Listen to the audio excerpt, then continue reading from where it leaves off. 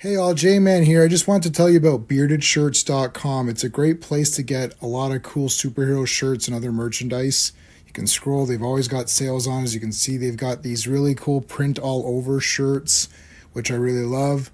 That's Eddie, the founder of the site. And if you're looking for stuff, all you got to do is you click on the search here and you can type in all over. And that's going to show you the all over prints, which are really, really cool. Look at that. You got Legion of Superheroes, you got Brave and the Bold, you got JSA, you got Superman, Green Lantern, Wonder Woman, all kinds of stuff. So check out beardedshirts.com.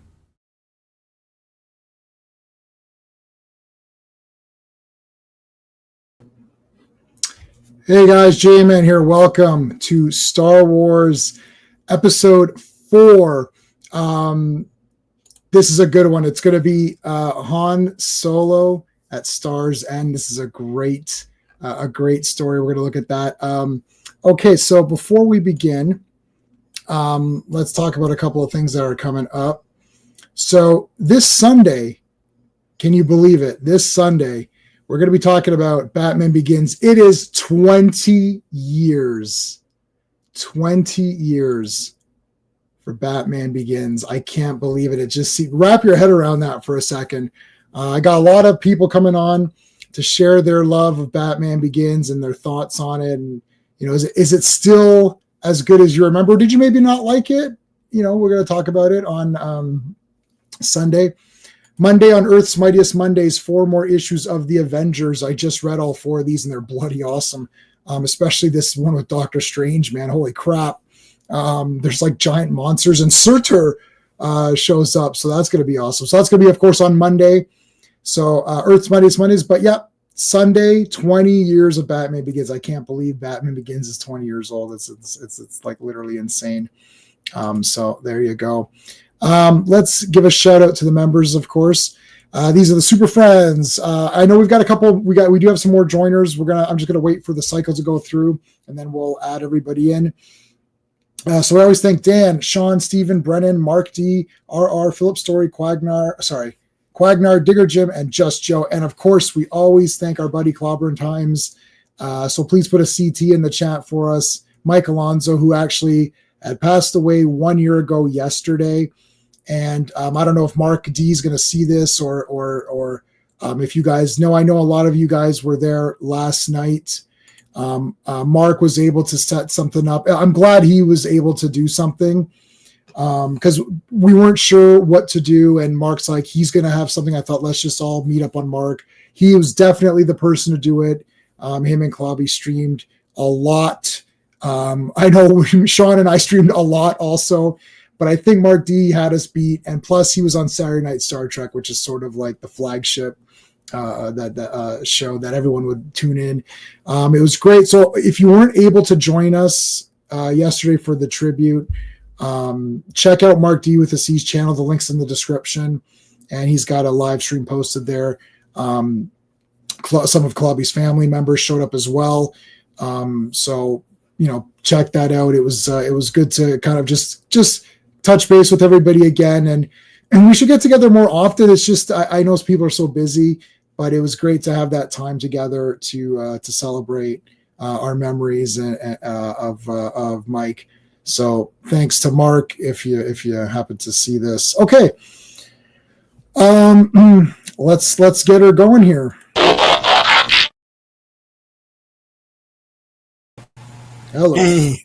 Star Wars. All right. Joe Dog was here first. What's that? Yeah. What's Star Wars? Superhero facts. Superman is not an anti-hero. He's not. That's true. He does not let his dad die in a tornado. Yeah. He definitely doesn't do that. Classic Comics is here. Classic, I think, is joining us on Monday for Earth's Mightiest Monday. And yes, happy Friday the 13th, my favorite horror franchise. We've got Quagnar is here. Thanks, buddy, man. Appreciate it. CT, you got a couple of CTs going. Thank you. I'll put one too. Why not? Yeah, so I know all of you guys were I think you were all here yesterday. I was trying to pay attention to the chat last night. But it went very long for me. I was there for 4 hours, and my back was like just destroyed. And I let Mark know privately. I was like, dude, I got to log off. I'm really like, I literally stayed till the very last possible moment before I had to log off. My back was like on fire, and I immediately went and laid down. So, but check that out. It was really nice to get everybody together. Ash came on, Katie came on as well. That was good. Some of Clobby's close friends, like his personal, in real life, personal close friends, not just the YouTube friends, but the YouTube friends were there too. So there you go. Hello, Christina. Thank you so much for popping in. I really appreciate it. Slade is here. Yes, Slade. I saw you there. Yeah, thanks, man. I appreciate that. So this one. Hold on a second. There we go. Get the title. Oh, sorry. Joe Dog is saying, Wonder Woman, your favorite hero. Yeah, as the iconic superhero, stands for good goddess and peace. Yeah. What I liked about Wonder Woman, the Linda Carter Wonder Woman, is that her kindness was there. I'm in a Wonder Woman Facebook group, and someone asked me about female empowerment and what did I think about that in Wonder Woman, and I said, as a kid, I never thought of it that way. She was a very kind person. Like, all the heroes seem to be, good people. They did the right thing. They taught you values and morals. An aspirational hero.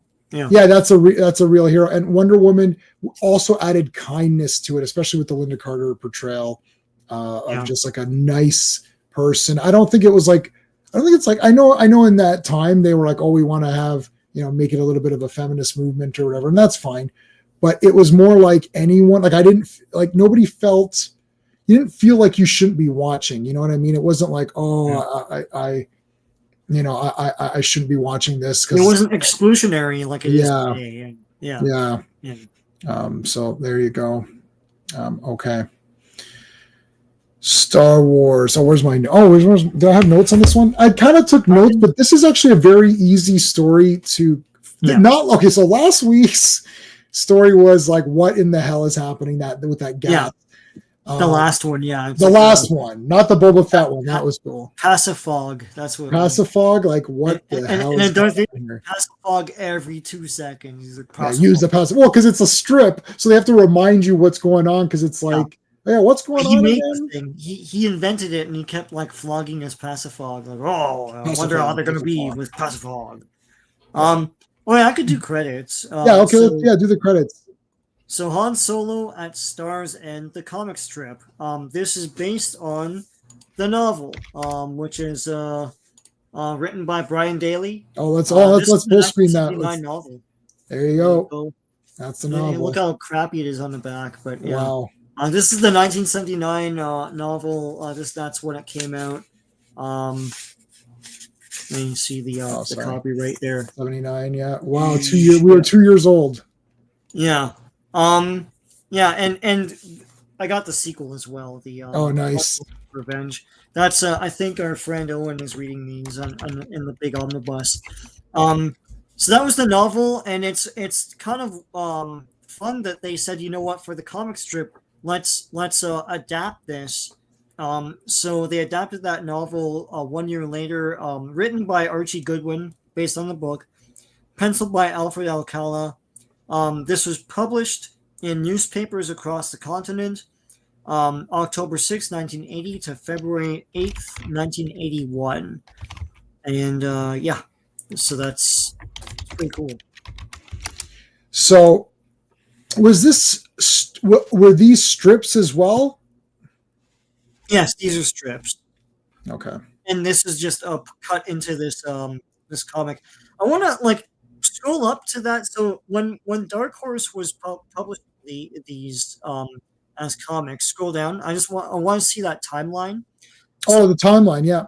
This timeline is the EU timeline, and the thing about the EU, and this is the point that Star Wars Marvel purist always makes, is that all publishers and all writers all got together and made a very iron tight timeline of different ideas, but they always knew that this is when, like, I think Droids is Droids the cartoon. Yeah, Droids the cartoon. Wow, that's Yeah, crazy. it's so cool. Like, this is just after Droids the cartoon, and Okay, so let's take a got look all at this this other for a stuff. second. Hold on, let's take a Yeah, look at this.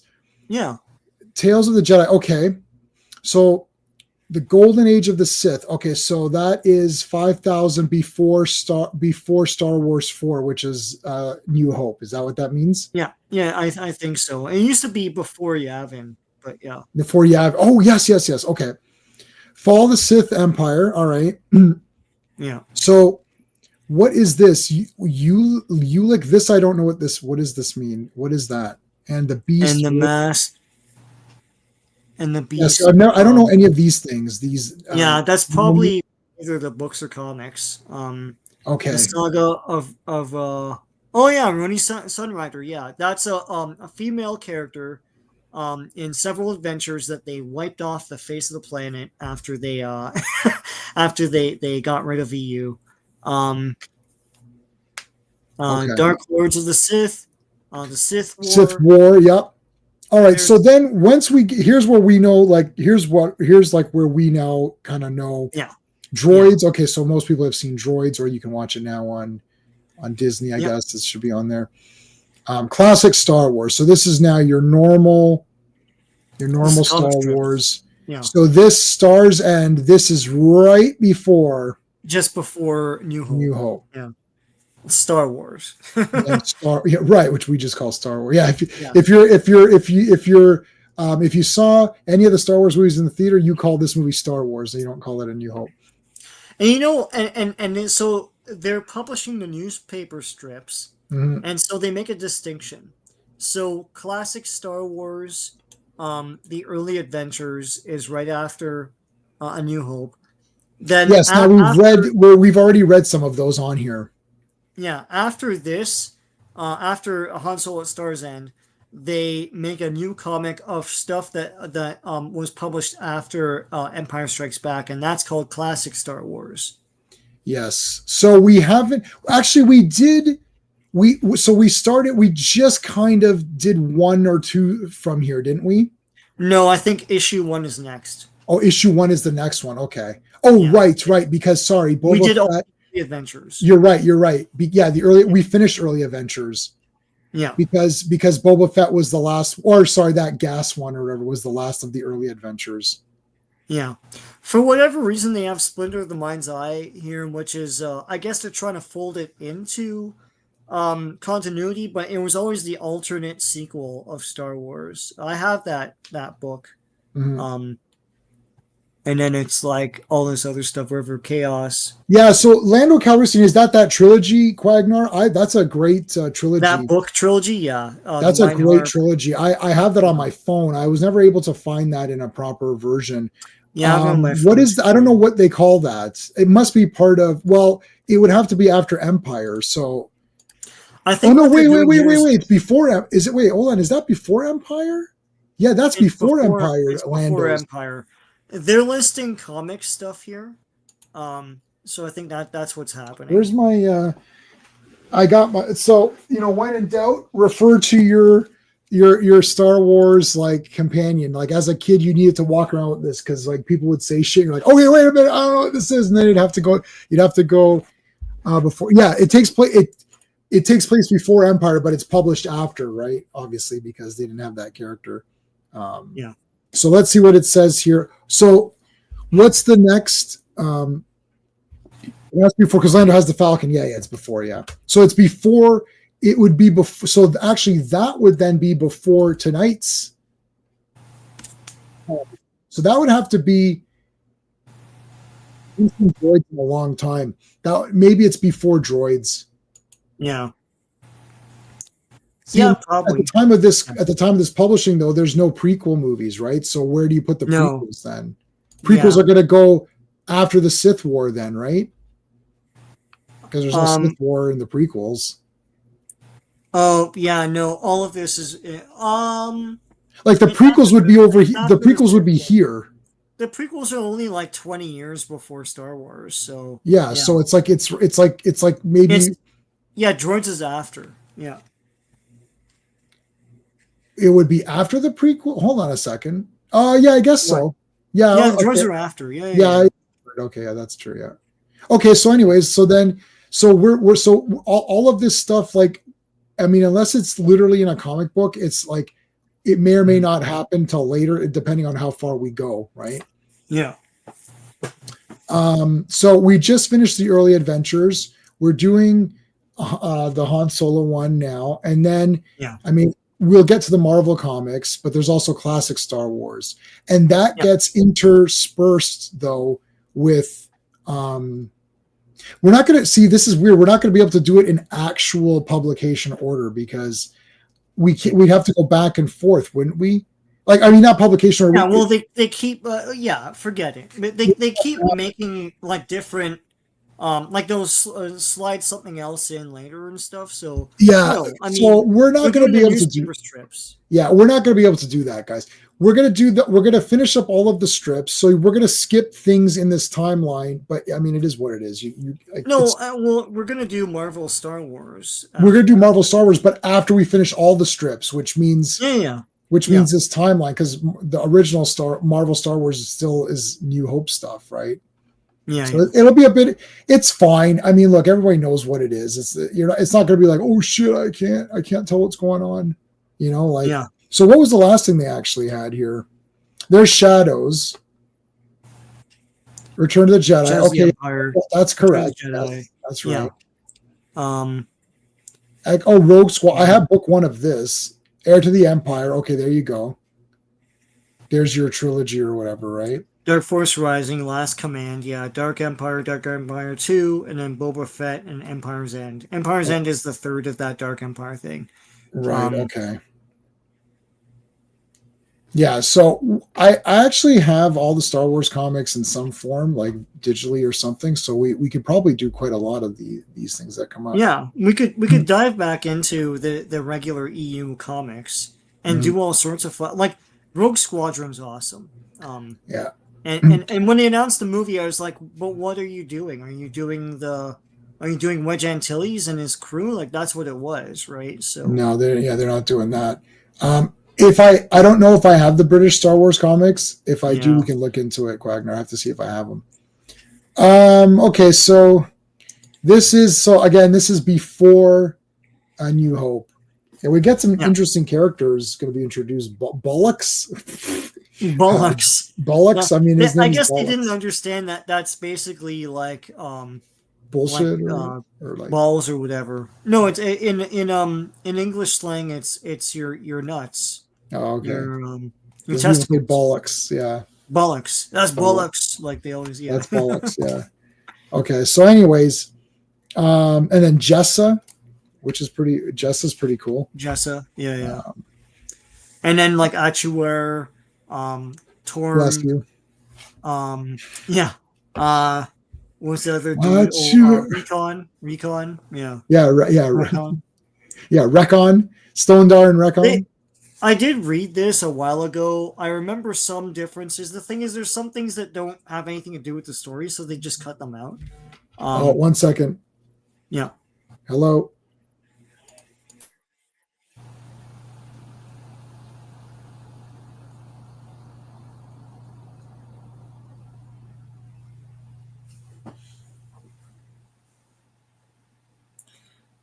Oh, Wedge's sister, who's much better pilot than him. Yeah. Okay. Yeah. I'm sure that'll be there. Yeah. All right. Do you want to read this or? Yeah, sure. Nestled up against the core worlds of the Empire, the corporate sector is a vast area of space ruled by robber barons, trading conglomerates, and star-spanning corporations, all loyal to the Empire. Jeez, there's a lot of fucking commas there. Anyway, here Imperial commerce rules, often backed by formidable private military. Also represents opportunity for those who are strong enough, brave enough, or foolhardy enough to try to carve a slice out for themselves. In the corporate sector, bargaining savvy, a fast ship, and a good blaster are equally powerful tools. If only Han Solo could find his toolbox.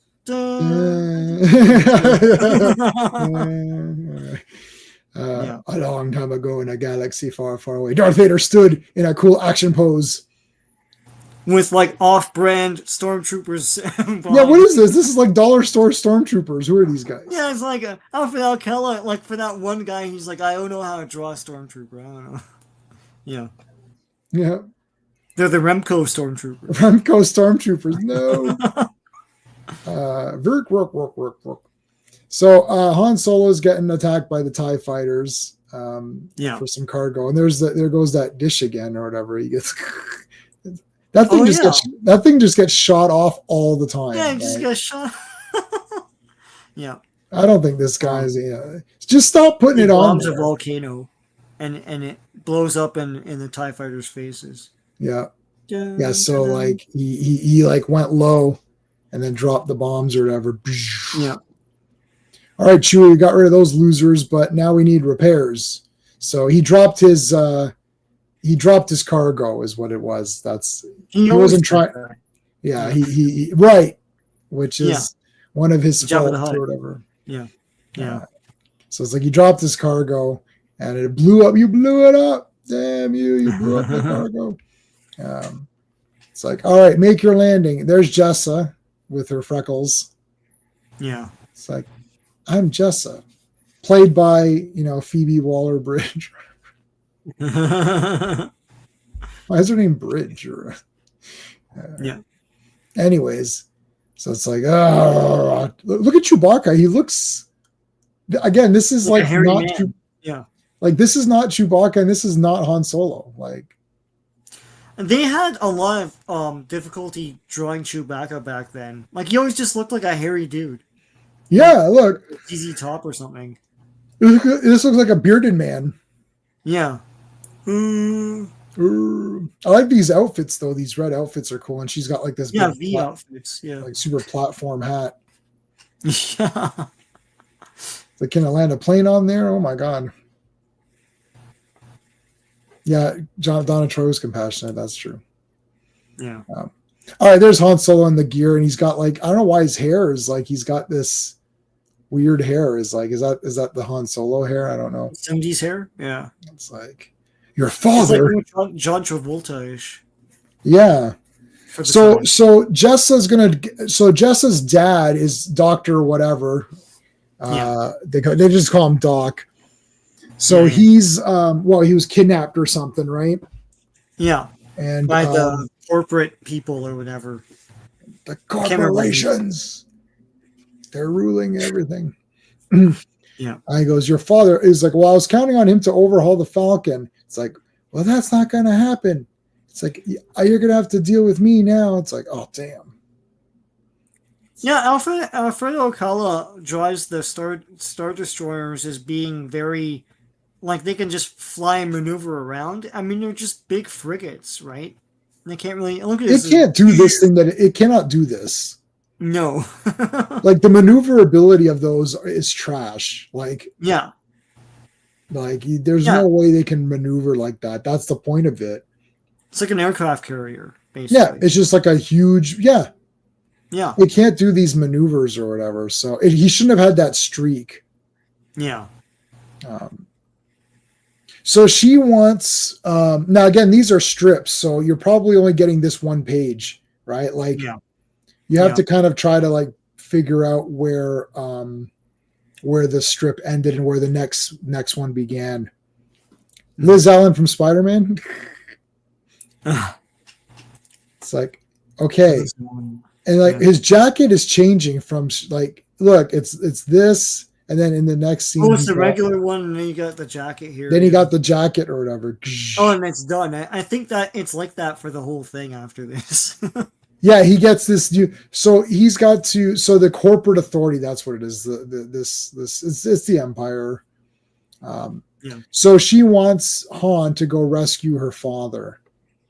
Right. And deliver bollocks to them. Yeah. And Bollocks is a droid, which we're going to meet in a moment. Yeah. All right. They're like authority cruiser launching fighters. Like, it's a Star Destroyer launching TIE fighters. but Yeah. if you want to call him something else, that's cool. Just like J.J. Abrams is like, it's like, oh, the First Order. You mean the Empire? Oh, no flying TIE fighters. Like, Yeah. Your old toys. I love the R5D4 there. How's it going, man? Hi, guys. You should look into the Cinefantastique. Oh, yeah, Cinefantastique magazine. Yeah, Oh, yeah. We've got some of those. Yeah. I kind of liked Femme Fatale a little bit better, but, that the Cinefantastique. Yeah, it was the same company. Yeah. I know. Femme Fatale was their flagship. That you bought this along with Femme Fatale in order to pretend that you weren't just, well, I'm buying a couple of their magazines. No. We know the ones that you're really buying, and then you're no, Cinefantastique is awesome. Yeah, it's awesome. Yeah, they did a magazine where they went through all of the Full Moon movies up to that point. Like they gave everyone a reading and stuff. It was great. I thought it was awesome. That is awesome. That's super awesome. So Bollocks is that's the name. So the TIE fighters are coming. Let's go. Dun. It's like here's the getting everybody into the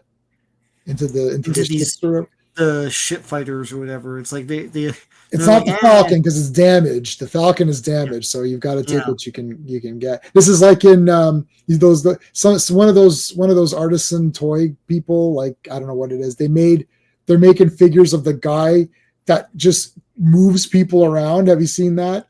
You remember? Remember in Star Wars, like episode 4, it's the guy that's driving people to the X-wing fighters. Yeah, he's driving that baggage carrier looking. The baggage carrier. Yeah, that's it. It's like they made a figure of that guy. You're like, wow. It's like I need that baggage carrier guy in my collection. Yeah. You have every issue. That's actually really cool. Awesome.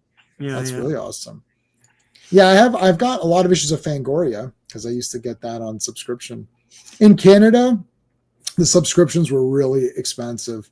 I know. And it would take forever to get them. Like I'd get them and the movie's already out or whatever. Yeah.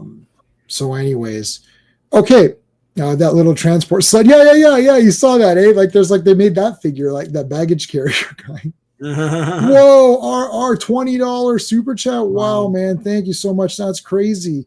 Hail everyone. Sorry I couldn't join you live for Mike Alonso's memorial. Yeah, that was I know you couldn't make it. That was awesome. And thanks again to Mark D with a C, who hosted that, and he did a fantastic job. So please check out Mark D's channel. The link is in the description of all my videos. Sorry I couldn't join you for Mike Alonso's memorial. He was a great guy who brought people together. Yes, and left a lasting impression on many. I'm sure Kirk would have said that his was the most human. Yes. Oh, I know. Well, thank you so much. I really appreciate that. How about a double La Primera and Julia?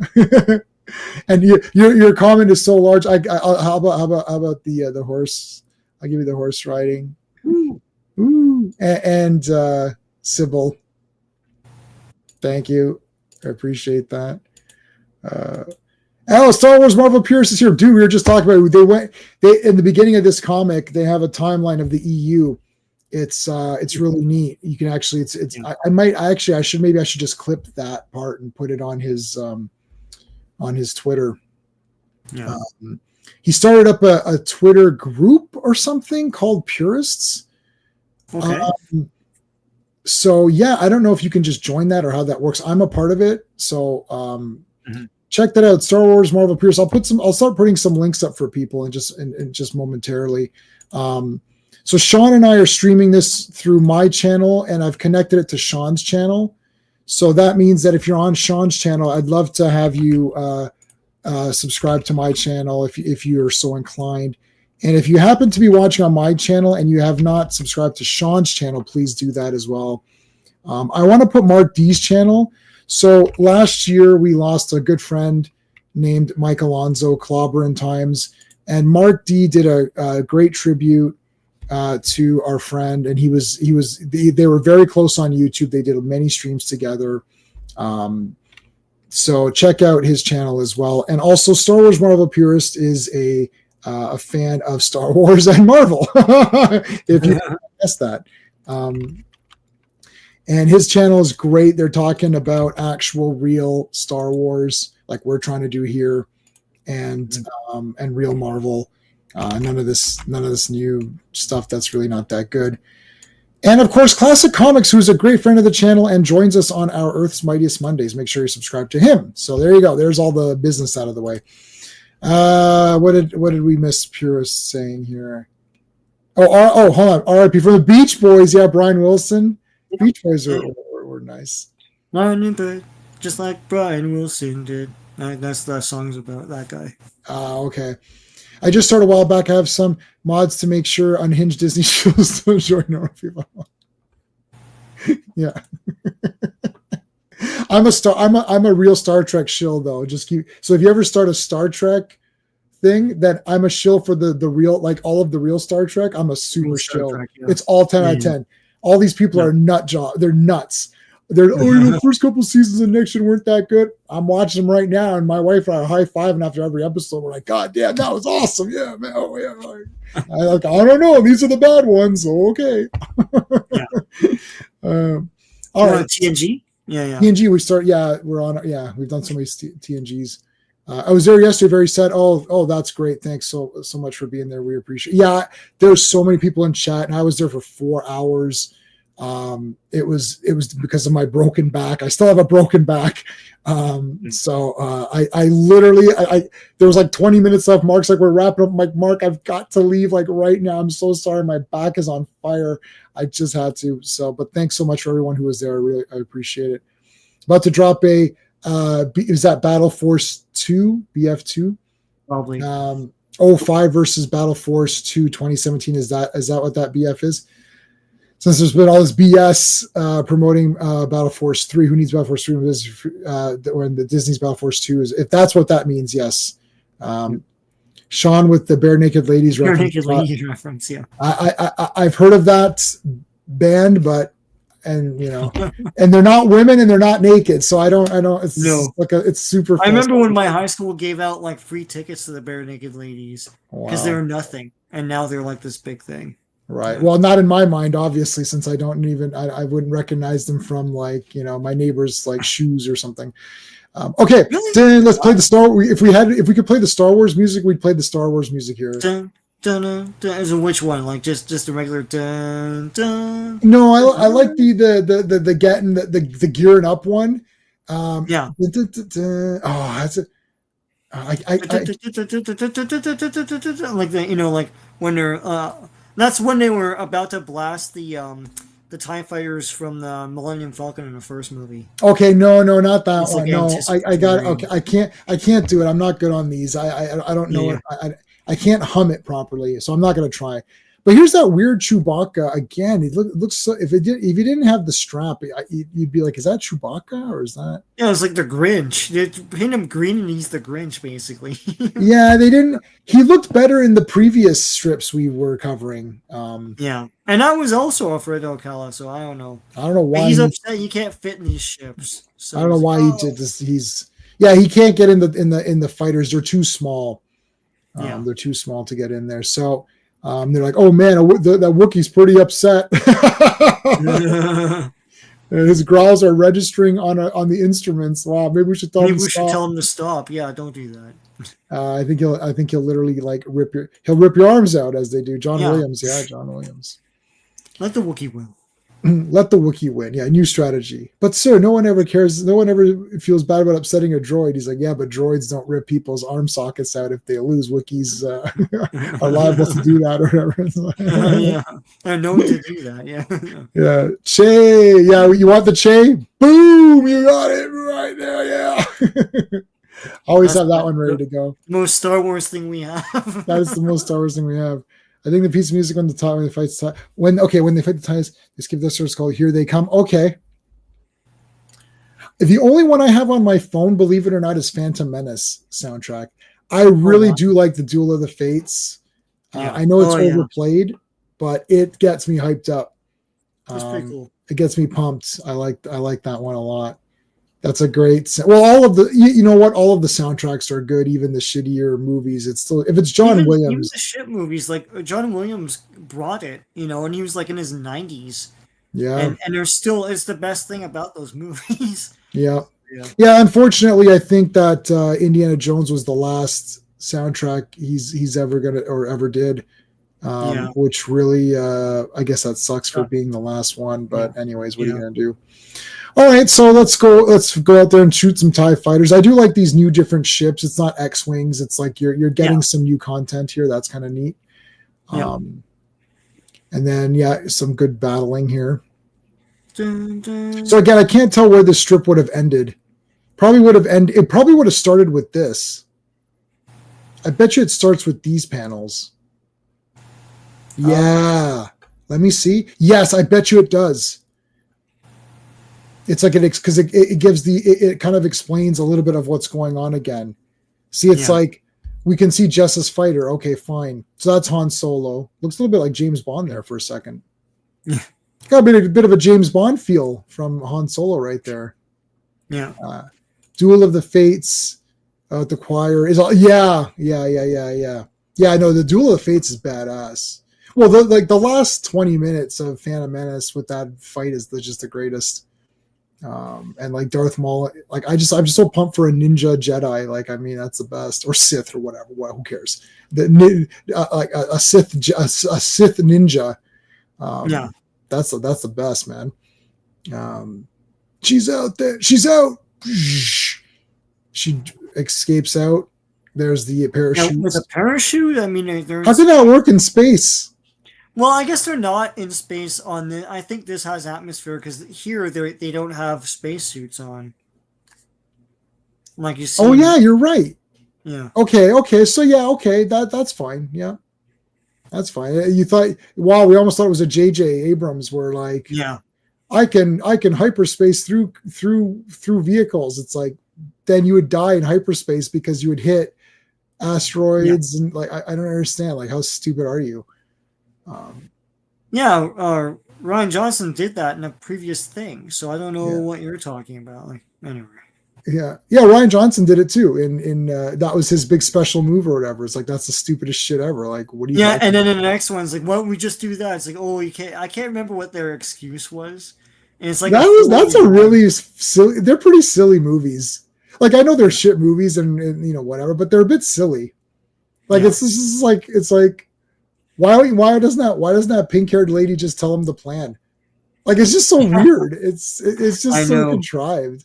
We saved the animals. It's like you failed your mission, dumbass, and that guy betrayed you. You got caught. Well, even the book and record set for that, because they made one for some reason, and like with a CD. The narrator doesn't know what to say, so he's like, and she defied him for no reason at all. It's like, because we don't. That's the story, I guess. Yeah. All right, so pick lady up here. I was thinking that maybe Han and Jessa would maybe get together or something like that. Like, I felt like there was a little bit of like some sexual tension there. Well, she doesn't really need to wear such a form-fitting outfit. Oh, she definitely does, Sean. That's where you're wrong. What I'm saying is she picked that out special, like knowing Han Solo's gonna land. Right? Wait, Han Solo's landing? Let me change. Woo! Yeah, what the heck? She's got her. She's gonna wear her Barbarella outfit, and then. All right, so they survived the attack. So this here is Bollux, and I mean that's his name. I don't know how to get around it. He's a droid. Han Solo doesn't like droids, as we know. Or he doesn't. I guess it's not that he doesn't like them. They're just tools for him. He doesn't have any sort of like affinity, or he doesn't like think much of them. Like it's like do you like your pottery or do you like your dishes? Like, it's just like, I don't know. Or do you like your toaster? Right. Like, as the Cylons would be they call them toasters or whatever. Right. Bollux is the name. Bollux is the name, sir. And there's more to me than meets the eye. Wait a minute. No, there's more to me than this somewhat battered exterior. Jessa, Chewie, and me have to risk. Okay, so Jessa, Chewie, and me have to risk our lives smuggling this junk heap. Oh, dude. I like to think of myself as experienced, Captain. It's like, oh. Well, Bollocks. Bollocks carries the only hope. Wait a minute. So she's got to find her dad. All right. Yeah. If you now listen, and she's like, you know what, Han? If you're too chicken shit to go on this mission, that's fine. You could take your shitty Falcon and then take it out somewhere else for repair. And he basically says, "Oh bollocks." Oh bollocks, yeah. Bollocks, damn it. Ballsack. Ballsack. That's what the does other this robot. That's the other. Yeah, Ballsack is the other one. What does this thing run on? Pete? What's Pete? Oh, Pete. That's it's like a mushed up coal. We use it on Earth, so it's weird that he's making a reference to that. He's saying like how old is it basically? Right. I listen, Joe Dog. I can't. If they come in the chat, you're saying I'm not in a position to turn people away from chat. I need the views. Once I get to a few thousand, once I get to like 10,000 subs, then I can start being picky. Like, I don't want you in the chat. Yeah. All right. As long as everyone's respectful, I'm not going to be too nervous about it. Trolls don't bother me. I people try to troll me and make fun of me, but I love it, and I just respond back, and I just say, "Wow, you're the best," and I'm your friend. And or I'll say like, "Do you want to become friends in real life?" Here, it's like, "Where do you live?" Just be weird, and then they'll immediately like stop. Okay. Here's this. Okay, so they're gonna. Okay, now they show this character. This is interesting. This is Blue Max. He's basically a mini computer. Yeah. Like it actually looks like my previous computer before I got my big huge tower here. He's a Raspberry Pi. He's a Raspberry Pi. Look him. Yeah. And he's inside the other guy. Yeah. I'm crammed with the maximum computer capacity available. Pretty good. So at that time it was like what, 1 megabyte or something? Yeah. It's like, oh my god, 1 megabyte. Holy shit. I remember when I think I had like 300 megabytes once or something. I was like, dude, I'll never have to buy another computer again. Like, well, a gig used to be a lot. Like, holy shit, a gig, and now it's nothing. Like a whole file's a gig. Yeah. Yeah. Oh, I remember. Yeah, when we had a gig, we're like, this is the greatest thing that's ever happened. Like, wow, I can put every video game on here. Yeah. At least every video game I play. All right, so they're on this weird platformy thingy. Yeah. Playing chess. They do play. Is this chess or it's chess. It's not that. You became a droid, Sean. Oh, whew. It's like normal chess. It's so weird. It's normal chess, isn't it? Yeah, it's not that intergalactic chess or whatever. Yeah. Well, they made that game. You could buy it. I remember someone bought it. Maybe it was on the Disney just store. A bunch of action figures and stuff. Yeah, it's action figures, and you move them around on that circular thing. Yeah. And someone made rules for it, so it's a thing or whatever. That's kind of neat. Yeah. Oh God. Dejaric. Yeah. Yeah. Say that 3 times fast. That. Yeah. Bad mistake. Using the third Ilfmar defense should have been the second. Oh man, that's it. I could accept Jessa blackmailing me into this suicide mission, but I don't have to take chess lessons from a 6-sided twerp. Han. Why are you so aggressive all the time? Like, why are you so robotist? Yeah. Oh no, he's a robotist. It's like he's an estenophobe. He's a robotist. No, robot. They used to say robotist. Robotist. Yeah. Robotist. It's like Han, droidist. There you go. He's a droidist. He's droidist. Yeah. Wow, what a droidist! I can't read this comic anymore due to it's like no droids were harmed. It's like if there's any droids in the chat, we apologize for the droidist comments. Yeah. Robophobia. Yeah, robophobia. Well, that is a thing. I think it's a thing, Well, it's or at going to least be a thing. it should be. Definitely. Yeah. It's like, oh, just because a Terminator machine went back in time and killed your family, now you're a big robotist, or like, what's your problem?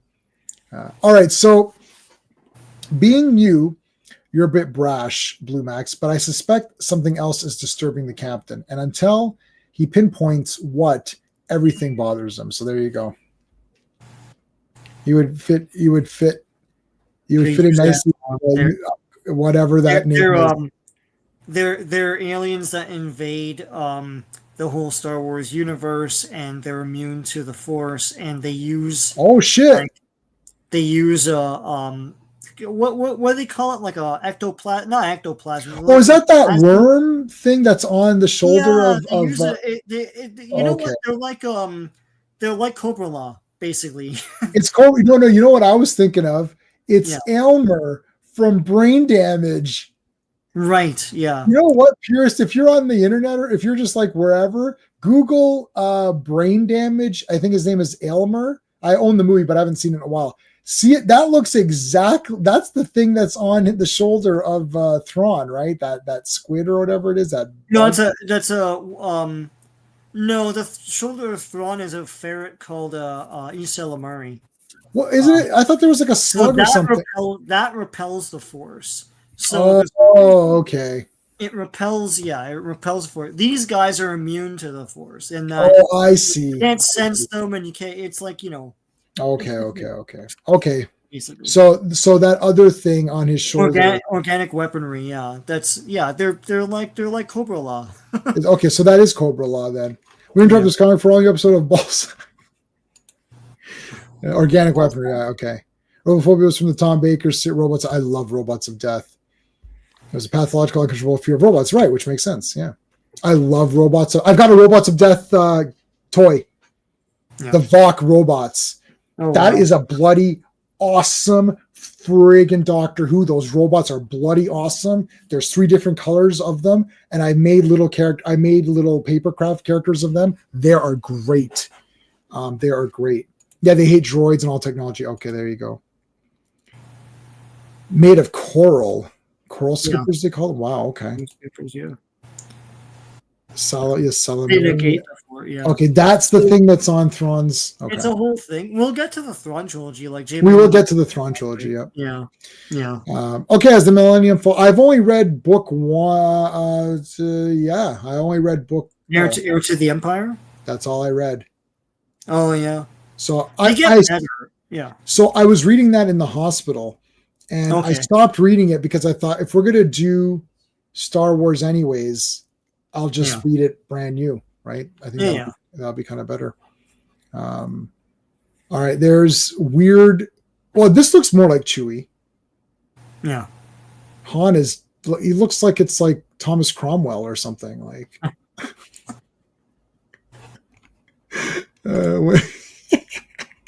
When you hear people whining about Luke being overpowered in the expanded universe and claiming he moved black holes, they are normies who don't understand.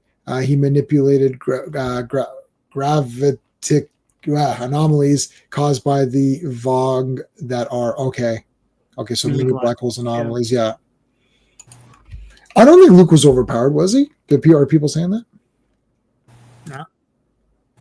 Okay, so they're on their way. Chewie and I didn't tip off the authority. Okay, so yeah, they're still, because this is a comic strip. Now, how is this in the books? Because it feels like there's still a lot of like they're just traveling to places. So I don't know if they're explaining more things in the book as we go. Well, yeah, they would explain, like, you know, they would explain the characters, explain like the surroundings, etc. Yeah, it's a thin book. It's not. Like, that is thin. How many pages is that? That's not very thick. It's 178 or something. 183. Jeez, I was close. Yeah. It's what a paperback used to be. You pick it up and you read it at the airport. You read it in the bus or whatever. Right. You know. I think that whatever they're called with the Force were like pre-Crisis Green Lantern with color yellow. Oh, I see. Okay. Yep. Yeah, you could That's a throw a better thing at explanation. them with the force. Yeah. That's a that yeah. Proof that I read. I do read sometimes. I know. I only listen. I'm reading that Battlefield Earth, which is like 1,200 pages. Jesus Christ. I have comic reads of the Heir to the Empire, Book One, Dark Force running on my channel. Yes, I know. Yes, you've got that. Yeah. Okay. So loading up, like, what is he doing? Putting in like some charges in the weapons. Putting in like, looks like he's Yeah, like probably like cleaning his gun, even though it's a blaster. cleaning the blaster. Keep your blaster. Well, yeah, you've got to. Yeah, I mean, yeah, that's fine. Get your blaster primed, baby. Oh, here's like a futuristic repair vehicle thing. So here's Recon or Recon. I reckon. Recon. I just read it was Recon. Okay, Recon. Okay, I like Recon. So in the book, they don't do this here, but in the book, he's able to speak Wookiees, and Chewbacca likes him as a result. But they don't do that here because it has nothing to do with the story. So, yeah. Okay, so that's one of the just like it's just a subtle thing, right? It's a thing, yeah. Dark Lords of the Sith comic where the Sith had a weapon on their ship that could use the Force to make suns explode. Wow. Why explode a sun when you could use it to charge your weapon and then get another sun once the Yeah. that I was I think my jaw was on the ground on that. Like, wait, what is this now? They have to drain a sun. How are you going to fly around that weapon and drain a sun and then Yeah, fly now around? you're overthinking it. It's so stupid. It's so From there they could shoot. What was happening was they could shoot 3 beams or whatever. no, but the beam that they shoot hyperspaces to whatever target they want. So is that what it was? Yeah, in the book that I think I don't know if Star Wars Marvel Peers cared about that movie. I don't think you do, but I think that's what it is. It teleports to whatever. That's shocking. I did not. I only saw that movie once in the theater. And that's shocking. But the thing is, they don't explain that in the movie, and I'm pretty sure it's in the book or something. Wow, but that's really stupid like too. That. Or maybe in one of the art books or some bullshit. I don't know. All right, so Recon is here. He's pretty good. I literally thought Recon was going to be bad, so I never read this book. Well, yeah, it's the 70s, and you're like, well, What? No, I didn't. Oh my God, no, not because of that, Sean. I didn't think of that because I thought, new character, and he's he's going to be weird or something. But there's other new characters, so there's a whole like a suspect list. There is a list of suspects, and it got the pointing. Yeah. Although it looks like he's pointing with his middle finger. You, like, there's not a thinly veiled message. Like, what are you trying to say here, Mr. Solo? I always do that.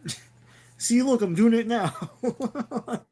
Yeah. What's that? You come over here. It's like, wait a minute. You got something. What is that like reeling it up? And can you hear this? Should I turn it up? Yeah. Read between the lines. Between the lines, yeah. Anyways, that's enough of that. Okay. Or you could just say, fuck you. Then that's the easiest way. So along with searching for missing loved ones, you've got to find the traitor in your midst. Yep. It's like, well, I don't know who it could be. Well, it could be you. No, it's not me. All right. Okay, we'll see about that, man. I don't know. Back in 3 minutes, we're going to time you, RR. Dark Horse comic. Those Dark Horse comics worked because while the Force could do massively overpowered things, it was always at a cost. Yeah, and people who overused the dark side always perished. They were well-written stories. Yeah. Yeah, there has to be a price to pay for using it. Shoot Captain Solo. Okay, so they're going to the big data center. Oh yeah, so they're going to this thing. And they're on this like farm thresher or whatever. And then strange Captain Solo. It's yeah. Sorry, go ahead. No, keep going. Okay, yeah. So anyway, they're traveling. You're going to meet the other people now here as well. These guys are pretty neat. Yeah. So you've got Cat Lady and her son. Yeah. Or cub or whatever you'd kitten or whatever. Yeah. You got this fellow. I think I wrote their names down. Like Sinestro, the cat lady from the Star Trek cartoon. So What it's else? Torm, Torm, Atuer, or a something. Tuer, yep, Yeah, and and then the kid, whatever the kid's name yeah, is. So it could be. So the traitor could be Recon, Cat People, or the other guy with the Widow's Peak. Now, there isn't too many heroes with Widow's Peaks. I'm just except for Doc Savage. yeah. Like when Sinestro was part of the Green Lantern Corps and he was walking around as Widow's Peak, everyone knew what was going to happen. Yeah, You know. it's like we're on to you, buddy. Uh, Great world building for the lore for Lore of the Sith. Tom, yeah, I don't know how to pronounce it. Kevin J. Anderson, I have lots of his. Though I think the most books I have is Kevin J. Anderson.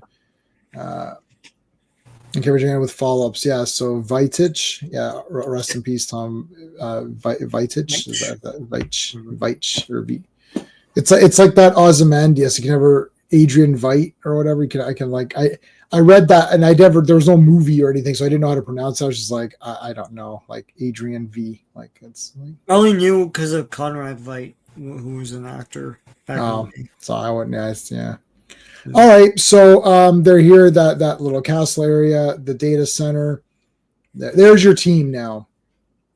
There's your full team. So why don't they just make this movie then? Like instead of making all these weird. I know that's what that's what I wanted when they made that Han Solo movie. I was like, okay, Han Solo in an adventure, but Yeah, just make this movie. They couldn't resist making explanation the movie. It's like, oh, this is how he got the pants with the red stripe. This is how he got the. No, that's what it was. It was the whole thing. Even his name is like, that's why his name is Han Solo. Like, why are you fucking explaining all of this? I just want a Han Solo movie. God, Yo, dude, when they said, "Oh, I'm alone," and they wrote Solo, I was like, I couldn't believe it. yeah. I can't believe it. So Why can't his name just be Solo? So when I was born, Yeah. the doctor was reading the tales of he was reading Greek mythology, and my mom's like, I don't know, and then the doctor said, it's like, oh, Jason and the Golden Fleece. She's like, Jason is the name. Like it's like the dumbest shit ever. Like It's a dumb. Like who gets it? It's so. who cares? Like And it's that whole movie, I know you said you kind of like it, right, or something. Right? no, I look, don't like it at all. okay. There's some neat action parts. It didn't make me barf like the three other ones did. No, But I hate the so droid, and I hate the fake character arc, and I hate explanation the movie. All of the stuff that they're explaining. I don't understand the story of he's trying to get back with that girl, and then when they meet up finally, it nothing happens. It's like, Yeah, nothing happens. I don't know. Yeah. I think I gave it like a 4 out of 10 or something. So like it's not like I would give Last Jedi like a 2 out of 10. Yeah. I would give Force Awakens probably a 1.5 or a 2 out of 10. Like they're like I think Last Jedi visually looks better, so it might beat it. So Last Jedi is like maybe a 2 out of 10, and like Force Awakens is like a 1.5 out of 10. And then Skywalker Rises or whatever, I'd probably give that like a 2 out of 10 as well. Like really. Yeah, maybe. Yeah, it's really bad. Yeah, it's bad too. Yeah, no, but remember, you get points for visuals. So, Last Jedi has the best visuals. Everything is dark in that. Yeah, so maybe 1.5 for that one too. Yeah, maybe 1.5 for that, or maybe even a 1 for that. No, I hate Force Awakens though. That's like that one makes me physically ill. Force Awakens. I really don't like that movie. It's really and it makes me angry. Last Jedi makes me angry, but I was already angry anyway, so it doesn't matter. And Han's death to me is Han is treated worse. I guess he's treated worse than Luke. People like I knew everybody who's remotely a Star Wars fan knew that he was gonna die. If what's his name, Harrison Ford's in a Star Wars movie, then Han Solo's gonna die because he's wanted him to die since Empire. Yeah, and it's like, okay. But you can't. I know there are no good writers anymore. You can't write a better, like, he's heroic or something, or like, what the fuck, Anyway. Yeah, it's done for like bad shock value, and then I don't like that. All right, let's continue on with the. So there's the mini computer that was the Blue Max, which is within Bollocks. We don't know who the traitor is, and actually we don't really know, but like you can pretty much assume it's not going to be the cat people. And so it's going to be between the two men, right? But why would that guy betray? The problem is that there wasn't enough red herrings, because why would that guy betray his own thing unless he was working with the Empire from the beginning, which means like that would be just weird. So it's got to be this Widow's Peak guy who's always looking mean or whatever. Anyways, there we got Jedi Jared here, buddy. We actually have a Jedi. The epic collections are absolutely amazing. These are the epic collections right here. Thank you for joining us tonight, man. We appreciate it. Star Wars Personal Anderson created got all these weird names, sure. In the comics, or was the other way around? I'm not sure. Purist will have to tell you if he's still there. I like Anderson's Star Wars books, but not his Dune books. Oh yes, he did some of the Dune books. I did not read those. For Dune, I only read Frank Herbert, the first 4 Frank Herberts. That's the only ones I've read. I liked all 4 of those actually. I like the worm one. It was a worm. Worm, yeah. I like God Emperor, like where he's a worm. It's super pumped up. Just like him, like doing shit is awesome. I want to see that Denis Villeneuve or whatever try to make that movie. He won't, because he doesn't have any real creativity. No. So he's not going to try to tackle that movie. Oh, I'm just going to stop before the worm guy. It's like, okay, well, I make it how you say boring. I make it le boring. That's a direct quote from Denis Villeneuve. That he said that in an interview, yeah. But how do you make it how you say boring? Like, boring, yeah. I stretch the story. I stretch it. I stretch. I stretch. Yeah. Anyway, we pissed off every French person on earth. Does it really matter? Not. Yeah. Well, Denis Villeneuve pissed me off with his boring ass Dune movies. It's like, I remember reading the books and a lot of cool shit happened. Like, why is that? How come nothing's happening right now? We cannot do the cool. How you say the cool stuff? We need to make it how you say boring. That's But Zendaya is there. She'll talk. Yeah. Zendaya will frown a lot. It's very frowny. Zendaya. Zendaya, please frown more in this scene. Frown a bit more. More frown. Thank you. Why? She sucks. This is why nobody wants to marry Chani. She's like super irritating. Yeah, it's like sourpuss. It's like sourpuss. Sourpuss Chani or whatever.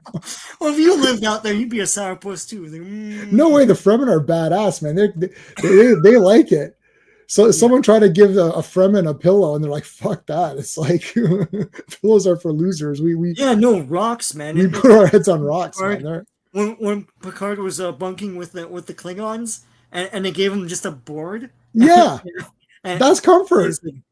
It's like, you Federation people, you soften your bodies with exactly. Yeah, the Federation are a bunch of losers. It's like everybody knows the Klingons will kick the shit out of them. All right. So, okay. Bangs the thing through. Now, here's these interesting security guard troops. They're pretty cool. Yeah. They're cool. Not stormtroopers. They're just like generic troops. Yeah. Chewie says security guards are crawling all over the level below and moving this way. No. So I know I equal keys in the book, but not in this thing. Yeah. I guess it doesn't really matter. Yeah. So there's a lot of. I wonder if they ever made a figure of any of these characters. No, no. They've got a lot more cool stuff to do, but I guess they figure there's going to be no audience now anymore. Right. Anyone who knows these newspaper strips and stuff and the old comics, although they keep making Jackson, the Green Rabbit from the Marvel comics, and I think that was just as a chortly joke. But like after they did that, I was like, well, why don't they do the other characters from like Score and freaking whoever? Yeah, Score needs a figure for sure. Yeah. Like I'm sure someone. Oh, this is the end of issue 1. Yeah, So this thing's exploding. Okay, so we'll get to issue 2 in a second. Agree with you. Force Awakens made me furious. Yeah.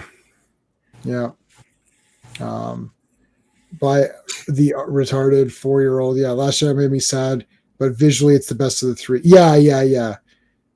Yeah, I still give points for visuals because that's just part of the space system, so it's just part of it. But like everything else is terrible. But yeah, Force Awakens really angered me a lot. Like I'd give it 0 for story, and I'd give it 0 for pacing because I just don't care about anything that's going on.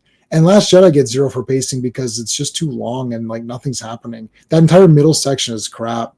And I like the visuals. I like when Rey's fighting the people and all that. That's kind of neat. But it's just Luke is ruined and so stupid. So it's hard to like I really wanted to. I hate JJ, so I hated Force Awakens. I really forced myself to try to like Last Jedi and find good parts in it. And I was like, oh, let me try. I try to convince myself, and then my wife and I are like, let's watch it one more time. And then I was like, wow, this is awful. I can't even fake convince myself. In the books, Shawnee kills the guy who shows up to challenge Paul. Yeah, just because Paul's too busy. Yeah, exactly. Yeah, she's a mom boss or not a girl. I know. He changed her for the movie. She sucks. Shawnee sucks. Yeah. Hey, look at how awesome. So these covers are new covers that they've done for these collections, and they're pretty awesome. Achuar there and the cub. Yeah. They look pretty cool, and even Bollocks looks good, man. Bollocks looks really good. Yeah. Yeah. All right, so part 2. So it's not really part 2, but they had to separate. So because these are newspaper strips, they had to separate them in some way. So they just stopped it there. And then it just continues on. So you got your explosion here. Boom. Shit's getting destroyed here.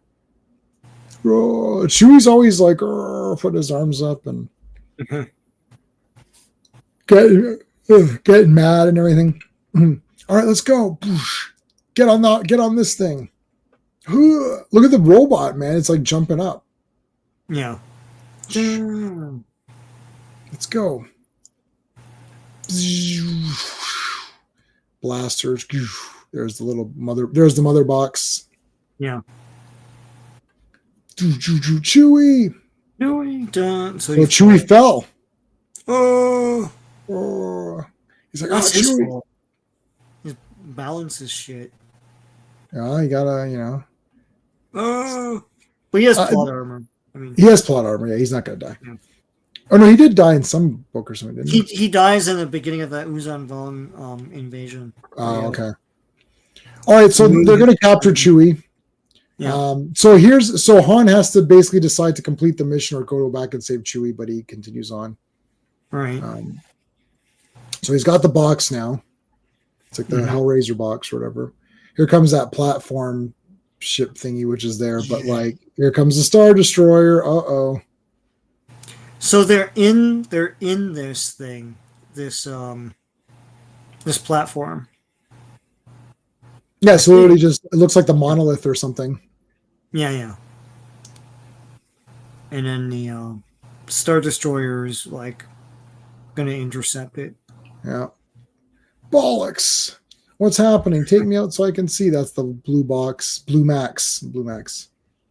Better stay in my chest because there's I don't want Captain Solo. I don't know what Captain Solo's doing. So yeah. What is he doing? Huh? I mean, they're gonna get destroyed. Alfredo Cala draws these Star Destroyers pretty awesome. It's like it's pretty cool. They are pretty neat. Yeah. Yeah. So we just started issue 2, guys. Just a quick reminder. If you're watching this on my channel, make sure that you're subscribed to Sean. If you're watching this on Sean's channel, I'd love to have you subscribe to me. The links are in the description, or they're in the description, plus they're in the chat right now to help us both out. We both have very similar content, but we don't overlap the content. So it's not like you're going to see the same thing twice. All right. I don't like to nag, sir, but we're still on a definitive collision course. That's such a droid. That's a great droid thing to say. Like, yeah, it's like, we're on a collision course, sir. Okay. Where do we want to go? Bollocks, let's go. Okay, so Here comes is that the Falcon that just showed up? Yeah. I think Right so. there. I don't Yeah, it know. looks It like it. looks like it. Yeah, Yeah, it yeah. looks like it. Absolutely. This is Atuar. Okay, so Atuar is I think piloting it or something. Yeah, I that's know they weird. piloted it at the end. All So, right. anyways, um, okay. So they're on the Falcon, I guess. Right. Um, but someone killed Recon. Yeah. Dun, dun. Recon. Who did it? So obviously Recon is not the traitor. Yeah. I posted a poll as well, by the way. We've got 7 votes. I just put Han Solo is my favorite Star Wars character, top 5 for sure. Overrated, trash. So nobody's gone for overrated or trash. 86% say he's top 5. So there is one person out there who put him as his favorite. The throne room fighting Last Jedi is cool the first time you saw it. But when you see it the second time, you notice all the misses and stunt guys waiting to be hit. The choreography is awful. Yeah, I haven't dissected that one. I remember thinking it was cool when you first saw it too. I was like, wow, that was really neat. But Yeah. then it's like, yeah. So it's They not all even. look cool too, and they don't do anything but die. You know. Yeah, they do look cool, but those guys, they don't do much. They're just there and they just get killed and that's it. Yeah. Um, Like there's okay. no setup to anything anymore. Like have them at least destroy people in a scene, so you know they're cool, and then you can still have that scene where they all die, um, by the hands of Ray and what's his face. But you know, Yeah, Kylo. Kylo. Yeah, they don't do anything cool. No. Like nothing cool is going on. That's the problem. Yeah. They don't seem very like badass, right? Like Kanji Club. Like they don't do anything. The Kanji Club. Okay. What will they do? The throne room guards didn't even do nothing. Yeah, they're terrible. I'd fire those guys. All right, here's the it's a destination, sir. Stars End. Oh, we're going to Stars End, baby. You said it. Oh, You said the thing. You said the title of the book. yeah. Got to be the Authority prison base location, Max. Okay, the prison base location, Maxi, which gives me an idea.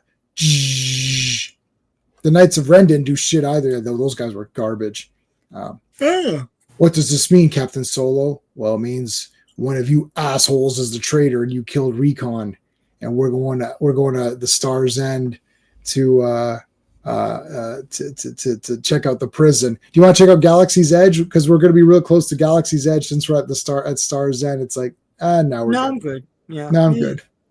Oh, is Luke Skywalker there? No. Oh, Princess Leia? No. No. Oh, Han Solo? No. I'm Han Solo, by the way. It's like, yeah. Oh. Han Yeah, Solo. and I won't be there, so I won't be there. Yeah. Oh, Darth Vader? No, Darth Vader. No. Really? No. And Kylo Ren, do you know who that is? No, I don't. No, I don't know who that is. Yeah. One of you 3 is a traitor, and it's either the woman, or the kid, or this guy in shadow with a widow's peak. Yeah. Boniger. He's like, give me that fucking phone call. Where's Boniger? Yeah. Just give me my fucking phone call.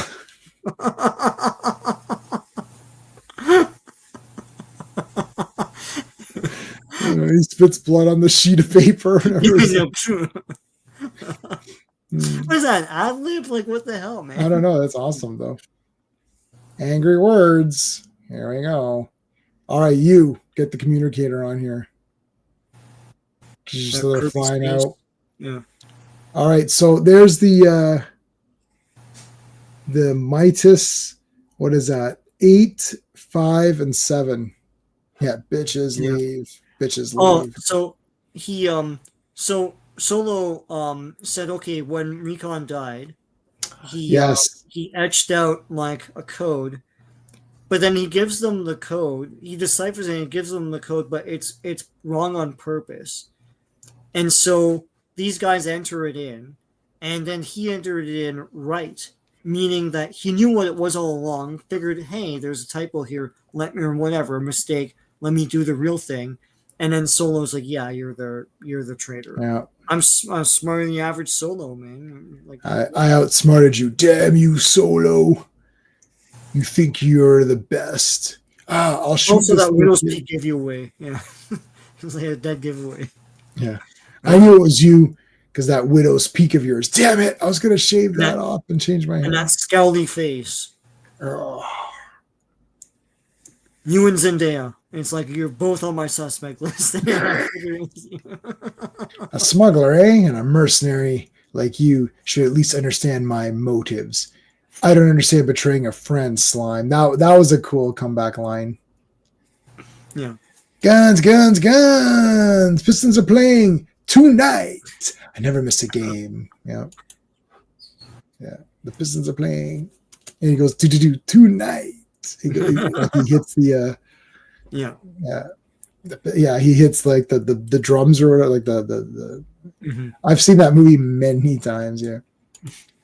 Your company built the fucking thing. Now I got to deal with it.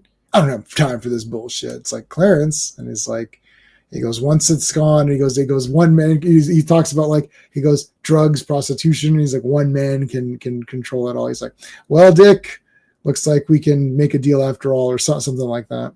Yeah. So this guy's gonna shoot Han. Yes, the best panel. Yep. Yeah, I was so pumped. The Star Wars thing. Star Wars. He did the thing. He shot him first. Listen, he shot first, man. He got him good. Yeah, he got him damn good. That was awesome. And then later they got to repair the table, which is hilarious. Yeah. Exar Kun and Ulik Nomi. Oh my god, are all created by Tom V. Tom V of the Living Dead. He started the series. Kevin J. Did the prequels and the final run after the originals. There you go. That was for RR. Yeah. Then this person was used in Jedi Academy trilogy and possesses influence over that person. The Star Wars names get stupider and stupider. I can't read them. I'm just gonna like. No, I did a whole rant when I did my my High Republic or whatever it was called, High Republic. High Republic. Yeah. And I was like, remember when Star Wars names were Ben and Luke? It's like we've gone way overboard. And it's like you could go simple too, guys. Like God. Yeah, how about Jeff? Blah, blah. Like, can we get Jeff? Can we get like a? I'm Jeff. Like, can we get like a Carl or something like that? Yeah. But they're biblical names, but there's other ones. Well, I'll pick other guys. Paul has not been used. You haven't used. There's lots of saints. Cheers. Yeah. Thanks for always wonder which came first. Okay, there you go. All right, so he shot through the table. He got him good. Nailed that guy. Killed him. It's like, well, we flushed out the traitor, and we literally flushed him because they threw him out. They threw him out the airlock or whatever. It pains me to do this. Yeah. Oh, Megatron, how it pains me to do this. Solo, Captain, what now? Wait here, Atuar, or whatever his name is. Whatever. It's like, it's like, stop petting your son. It's like, it's weird. Give him some space. All right, so they land on, this is the prison planet. They got to go to the prison planet to save Chewbacca and Doc, who is Jess's dad. Yeah. George Lucas pulled this guy's saber staff from the EU. I don't know what it is. I don't know what Tot J is. And gave it to Darth Maul because George read the EU comics. He obviously didn't have time to read the novels. Okay. What's TOTJ again? Tales of the Jedi? Oh, Tales of the Jedi. Okay. Yep. There you go. Okay. This guy is a badass name. I'm not reading it just to be an ass. He was a reverse. He was reverse grip dual wielding lightsabers. Oh wow, that's cool. Yeah, double blades and lightsaber 5 years before Phantom Menace. Wow. Well, when Darth Maul pulled the double out, that was badass. Everyone knows that was the bad because he had a hood on. First, he had a hood, which is awesome, and then he removed the hood. Because like the emperor underneath the hood's just like an old man, but like Darth Maul is like this big pumped up, red faced guy or whatever with like horns, devil horns, and then he's like, and then it's like they pull the blades out. That was awesome. Purist, that wheel blade thing that Asajj Ventress has in, was it like Rebels or whatever? Was that a variation of something that came before in the EU, or is that completely a new Disney thing? It's like you grip I know what it. it looks like. I saw that. I've seen it. Yeah, yeah. Doesn't what's the my favorite Star Wars character, Reva, Okay. top one Star Wars character. Reva has it, I think. She has one of those weird ones, right? Yeah. They really tried to push it. Yo, dude, Sean bought me a Reva figure. I'm so happy with it. It's like one of my They favorite used to be toys. abundant. Now I can't find them anywhere. Like, They're you hard need to two. find. You need one out of the packaging and one in the. No, I want one in the packaging and get it graded and stuff. And Reva. Reva, It's worth a regular 1 cent. person's head on Darth Vader's body. Yeah, it's a black woman's head on the, it's the worst toy of all time. It's Yeah, it's like, unbelievable. I love it. what's this design? Yeah. I love it because it's so unbelievable. Couldn't they have given her like yellow tattoos or white tattoos or like or do maybe some eye I mean they literally got, it's literally a black woman's head on the Darth Vader. Yeah, nothing. It's like there's no. It's not. She doesn't look like a Star Wars person. Like, Yeah, give her like a yellow eye patch or so. Or, I don't know, like something to make her or like character. or like a thing that goes like this, or like You cut out, so we didn't hear what you said, Sean. No, like one eye is a robot eye, and there's a slice that Okay, yeah, I don't know, sure, like something like make her like. No, I'm sure the way she was talking, I'm sure that she was telling them not to do things and all that stuff, and they, whatever. Yeah. All right, so he's got to repair the table that Han Solo shot through. That's great. Okay, so they've got to break in to the prison and rescue Chewbacca and Doc. This blue box thing, I felt like it didn't really. Does it do a heck of a lot? Really, I don't remember. Well, it blows up that thing. I mean, because it makes it so that the well, no, it does stuff. Yeah, it does do stuff. It's okay. That robot thing with the in the gladiator arena. Oh yeah. You're right. I forgot they put it in the rigs gladiator it so that whole place blows up into space. So, yeah, that's pretty cool. Yeah, I forgot about the gladiator match. That was coming up. So they come to pretend. So basically, they're infiltrating the prison and they're pretending that they're this sort of like they're calling it roving players here, but like they're here to do the entertainment for the corporation authority or whatever, the authority, the troops. And this guy ordered a robot, a droid, to fight his droid in the arena. And so he's like, who are you guys? I didn't ask for you guys. And they're like, oh, we're the replacements of these guys because they couldn't make it. And they start doing these weird tricks like, oh, look, he can tumble about and stuff. And this bad guy is 10 out of 10. This guy is like, I don't care about your stupid shit. It's like, this is all nonsense crap. And I love that he like is like, oh yeah, this is all garbage. And he's like, okay, well, we're the replacement troop. He's like, well, I don't accept that. Yeah. That's the best. Like, nah, I'm good. And they're like, but no, we've got to do stuff. And look, we've got a robot here. He. And it's like, okay, whatever. So they're trying to get the blue box in because they've got to connect it to the main computer, right? Yeah. Yeah. So it's like, okay. He's like, well, I want a droid to fight in the arena.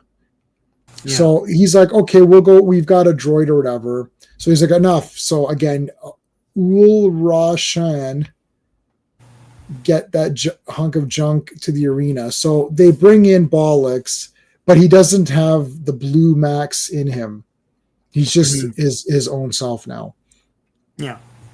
Governor Hirkin. Wait a minute. That's like Tarkin. You wish our droid to fight? Yeah, that's the entertainment. Like I don't know what you thought this was. It's like Astro Boy. Yeah.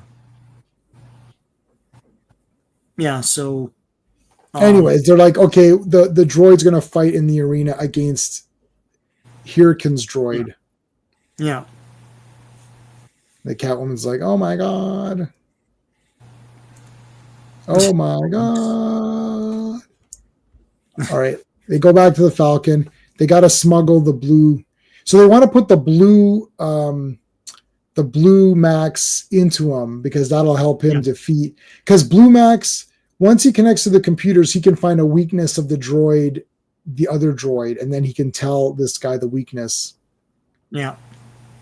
So they take the Blue Max out because they still want to hook the Blue Max up to the main computer. So they remove it. Bollocks is going to go fight to the arena, and then Solo's going to take the Blue Max computer to hook it up with the other computer. Jeez. Yeah. What's Magneto doing in this comic? Oh my god, it is Magneto. My god, it's Magneto. You're right. Where is that helmet of mine? Toad, come here. Yes, master. And then he kicks him. Get out of here, Toad. It's like, I gotta go to the computer. Yeah. I gotta go to the computer, man. All right, well, here it is. Oh, the chop! Judo chop. Boom. Judo chop. Nails him. Read the books. The comics get too goofy with side stories. This person keeps the framework of those annoying kids to maintain continuity. But yeah, besides some of the other stories. Okay, so that was in response to this. Yeah. I didn't read any of those. I don't read any of those. Okay, so you knocked out that guy. I got some other interesting guys here. So that's it. There's going to be a fight with this thing. Damn. The Mark X Executioner. It's not the Mark 13 from Hardware. No. Or AKA Super Patriot. If anyone knows who Super Patriot is from Image Comics and you've seen the movie Hardware, it's like literally the exact, like Super Patriot's head is the exact thing. Or very close to it. All right, final issue of tonight. We got a suit. This cover is pretty badass. Like they're going to punch the guy in space. That's pretty cool. Part 3 of 3. Based on the novel by Brian Daly. Give us our dailies here. All right, everybody, reminder, please hit the like, depending on what stream you're watching on. And if you're watching on my channel right now, please go to Sean's channel and give him a sub.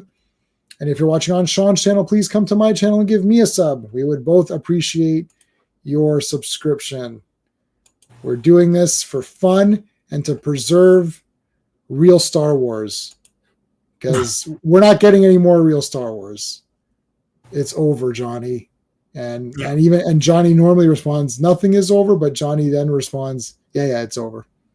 And then they just real Star Wars is done now. It's not happening. There's not going to be any more real Star Wars. This is the end of it. So okay. The guard's knocked out. So this is, again, it's a strip. So they were, they repeat themselves a little bit. I love how she's trying to keep the entertainment going to kind of stall the match. Yeah. And it's like, they should die for such deceit, excellency. It's like, perhaps. It's dead, Jim. Yeah, it's dead, yeah. Super Patriot from, I'll show you, I'll show you afterwards. Honestly, the Bane trilogy is probably the best. Oh, is that Cad Bane or is that someone else? Cad Bane is that blue cowboy guy, right? Or is that someone else? Character, no. Oh, is it Darth Bane? He'll let us know. Yeah, I know the blue cowboy guy. That's about. I don't know where he's from though. Cad Bane, yeah, who dies like an idiot in one of those ones. Boba Fett. Yeah, he died in one of those. Was that? I feel like that was Boba Fett because I think I saw that one. Yeah. Maybe he died in Boba. Is that Timothy Oliphant or is he a different guy? Oh, Timothy Oliphant was that a different guy. Yeah. Yeah, he's a different guy. I mean, I watched these, but I didn't really like. like really pay super They're attention. so Like, disappointing. I'm gonna say they're well. I mean, they're not canon, but like I don't even know why he was in that. no, no, the shows aren't canon. The TV shows, they're Disney canon. Oh yeah, but nobody cares about that. Yeah. Nobody cares about Disney canon. Yeah. Okay, so they're gonna have this batch. This will be fun. So the Blue Max computer, the little cube, is getting all of the information Mhm. from the it's basically like hacking. It's basically hacking the empire, I guess. That's the best way to put it. They Yeah. didn't have these terms really, so I don't know what they would have called this. Like, did they wouldn't have said hacking it, right, or whatever. No. No. No. Um, so meanwhile, we go back. I was actually pumped up for this little battle here with this bollocks guy and this like battle droid thing. Yeah. Um, so the Blue Max gets the information that it needs. Okay, so Darth Bane. Okay, Darth Bane. He would murder Cad Bane. Let me look up Darth Bane. Hold on a second. Darth Bane. Oh yeah, he looks pretty cool. Yeah, but can he beat up Bane from Batman? That's the Did you see Absolute Bane? He's like the entire cover. It's the most ridiculous. No. Like Batman's like this big to him or whatever. This is ridiculous. Don't look up the happy Disney version. Yeah. Yeah. Sir, you know what? You know what that'll do? It's like what? It's worse than the Catwoman's dance. Man, what an ass. Okay, so the robot's getting Bollocks is getting his ass whooped. Do you like blue shirt Han Solo? I was there not a figure? I thought there was. Is there a figure of blue shirt Han Solo? Yeah, like Kenner. I don't know. I like blue shirt Han Solo. I like this blue look here. It's kind of neat. Yeah, it looks kind of classic. I don't know. Oh, Darth Bane invented the rule of two. That's the one Sith master, one apprentice, right? There's only two of them. I like that. I think that's a neat thing. Solo, you're too late. So they're trying to get okay. So the Blue Max got all the information from the computers, and now it learned how to defeat the Grand Moff or whatever, Grand Moff Hirkin. It knows how to defeat his droid. So Han's trying to get the Blue Max back into the Bollocks droid so that it could defeat this other. I mean, I don't know what to tell you. That's the name of it. So he goes to grab his shield here, throws it at the thing. That's kind of cool. It saws the crap out of it. So is there? Boom! There's an explosion. Wait, did he get it back in? We didn't see him put it in, but I think he does get it in because now all of a sudden the droid is way smarter. Yeah. Yeah, because he blows this thing up. Yeah, he blew it up. He blew it up. He blew it up. So what he does is he actually slides under. So I don't know if you could see. I don't know how clear this comic is, but this thing's on. Look, it's got tank wheels, right? You see how it's like a tank? Yeah. So he slides underneath the wheels there and shoots it from above, and that's how it like shoots underneath it, and then that kills it. Yep. And now it's a big, huge, like massive attack. The Blue Max is there. So I guess he just had to get it close by. I guess that was the thing. It wasn't so much that it's like Wi-Fi. Yeah. Yeah. The Blue Box had Wi-Fi. Or Blue Max. Okay, so all hell's breaking loose now. Everyone's like, "What the shit? The droid's destroyed." The energy shield systems is independently. Functions independently. That'll hold us together. Then this whole tower will be blasted right into orbit. Yep, they're gonna blow it all up. Look at these weird, interesting characters. Yeah. Like drone guys. Ooh. Yeah, interesting.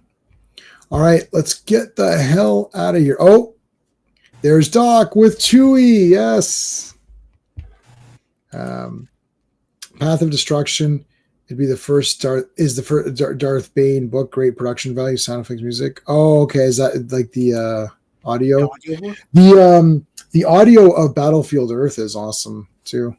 Oh yeah, yeah. Oh yeah. I loaned that to you, right? God, I gotta finish Time War and Battlefield Earth.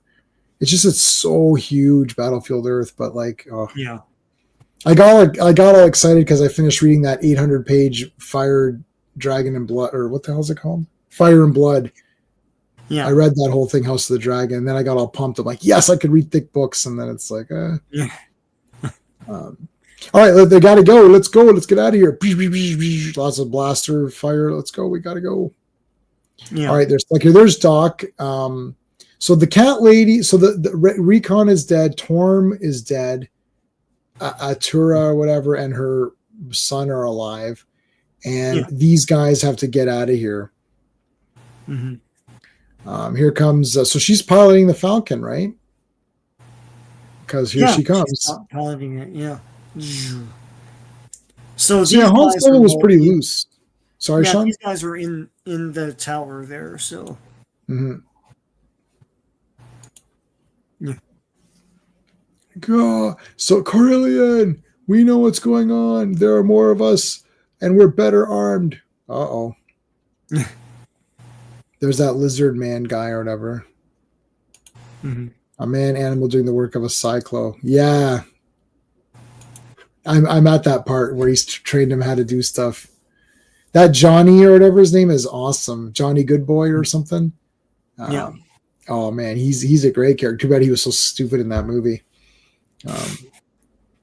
But the book is friggin' awesome, I'll tell you. We have an advantage in arms and numbers, but they control the detention level entry.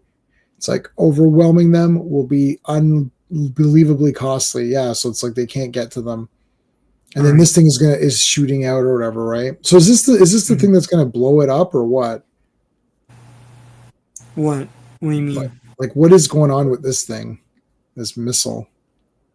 No, that's the tower. So like, what's his name? The Blue Max or whatever caused whatever this tower was to overheat and blow. The problem is that there's a shield around it, so instead of blowing up, it's blowing out into space. Yeah. But then when that happens, it's going to fall back down to the planet and cause a massive explosion. Right. So they're trying to escape it before that happens. Yeah, it's the Ultron plan or whatever from. Yeah. Okay, so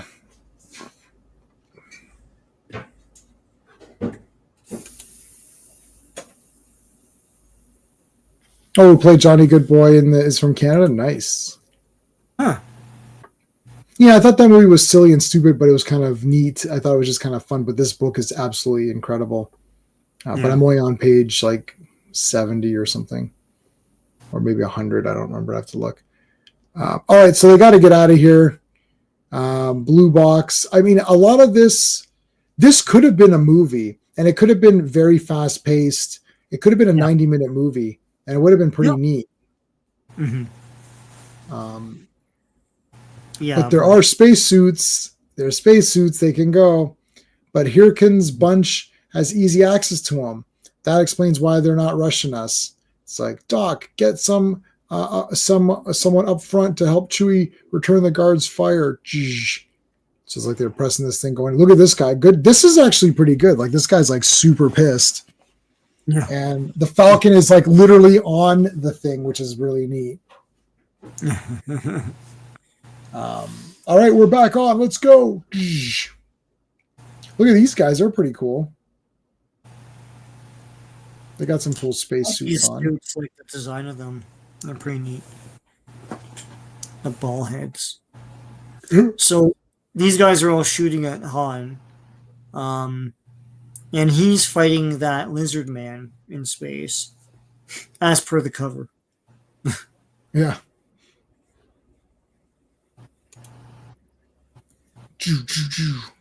Shoot more. Get in there. These guys, this is the best because this guy's basically abandoning them too. He's like, "Oh, I'm getting out of here. You guys are all trash." Yeah. And then they're like, "Oh, what? The magnetic boots?" They had the big. I think it was in one of the Star Treks. Maybe it was First Contact or something where they had the First magnetic. Contact. Yeah. Yeah. Yeah. Where they had the boots or whatever. That was kind of neat. And they also had them in Undiscovered Country when they went and killed. Yes. When they boarded the Klingon bird of prey, and because then if things are all the gravity's turned off, yes, and they shoot all the Klingons or whatever. Yeah. It was all Christopher Plummer, that bastard. I love this like shooting outside here. That's kind of cool. Yeah. And these guys come. Yeah, they bust out of the thing and start shooting. Zoom. Like you could just imagine this would be pretty epic, like having this big shootout here. Oh my god, this guy's like attached to the thing. He's like floating around. A tour. Tour? Yeah. A tour. I need a tour. No. It's like boom. Oh, nailed that guy. That guy got nailed. Oh, fight straight to the airlock. They've no way of stopping us. There's a little guy. Oh my god, these guys are getting annihilated here. Yeah. He's like, holy shit. Inside the Falcon. Tower's falling fast. We gotta go. So I love this guy's like, no, I'm gonna die. So one of his own guys shoots him. Yeah.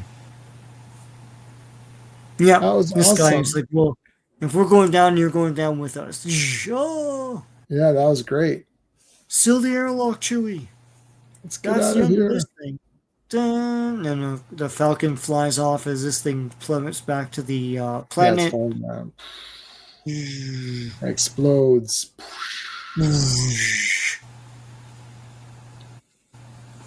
Well, they've done it. They got back, reunited the big family here, and there's Doc and Jessa. Yeah. That's it. The Falcon's been modified. Dun, dun. And now we're on classics. So let's talk about the next thing is the bounty hunter on Ord Mantell, right? Yeah. Let me see. Let me look at what's next on my schedule here. We'll do an after show, but how long is the bounty hunter story? How long is the bounty hunter story? I don't know.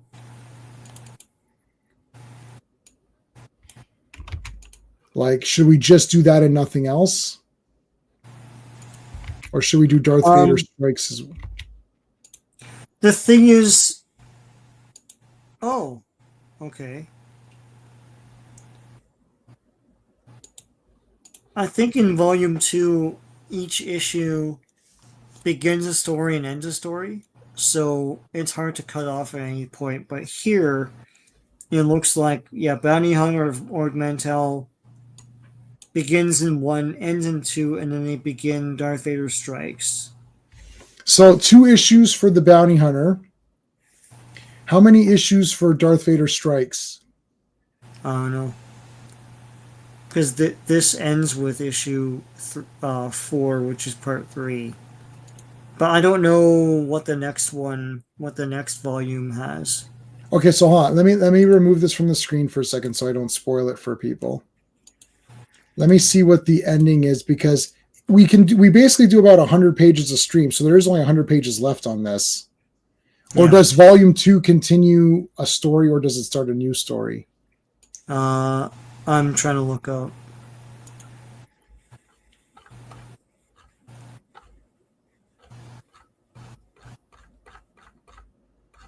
Okay, that's the end. So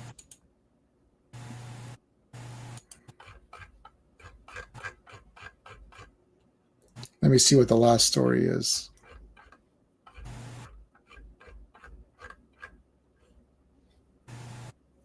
Okay, Darth Vader Strikes Part 3.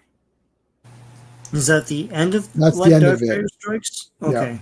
Okay, so hold on, let me look at so let's just do the rest of that volume 1. So Yeah, Bounty yeah. Hunter and Darth Vader Strikes.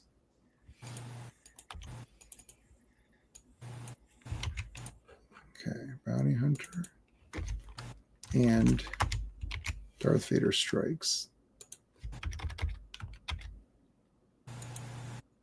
Okay, so let's do those two. Okay, we're getting through these pretty good. Yeah. Let me see what that one. Let me see what the next volume looks like. Oh shit! Hold on. Let me actually put this back to where. So what page would number we ended at like 380 or something. Wow, I got it right to the exact number. Nice. Okay, let me look at the next one. Hold on a second. Star Wars strips, collection 2. All right, so Epic Collection, volume 2. So the next one is Serpent Matters, part 1. Is that the next actual story? One second. Hey, FK, how's it going, dude?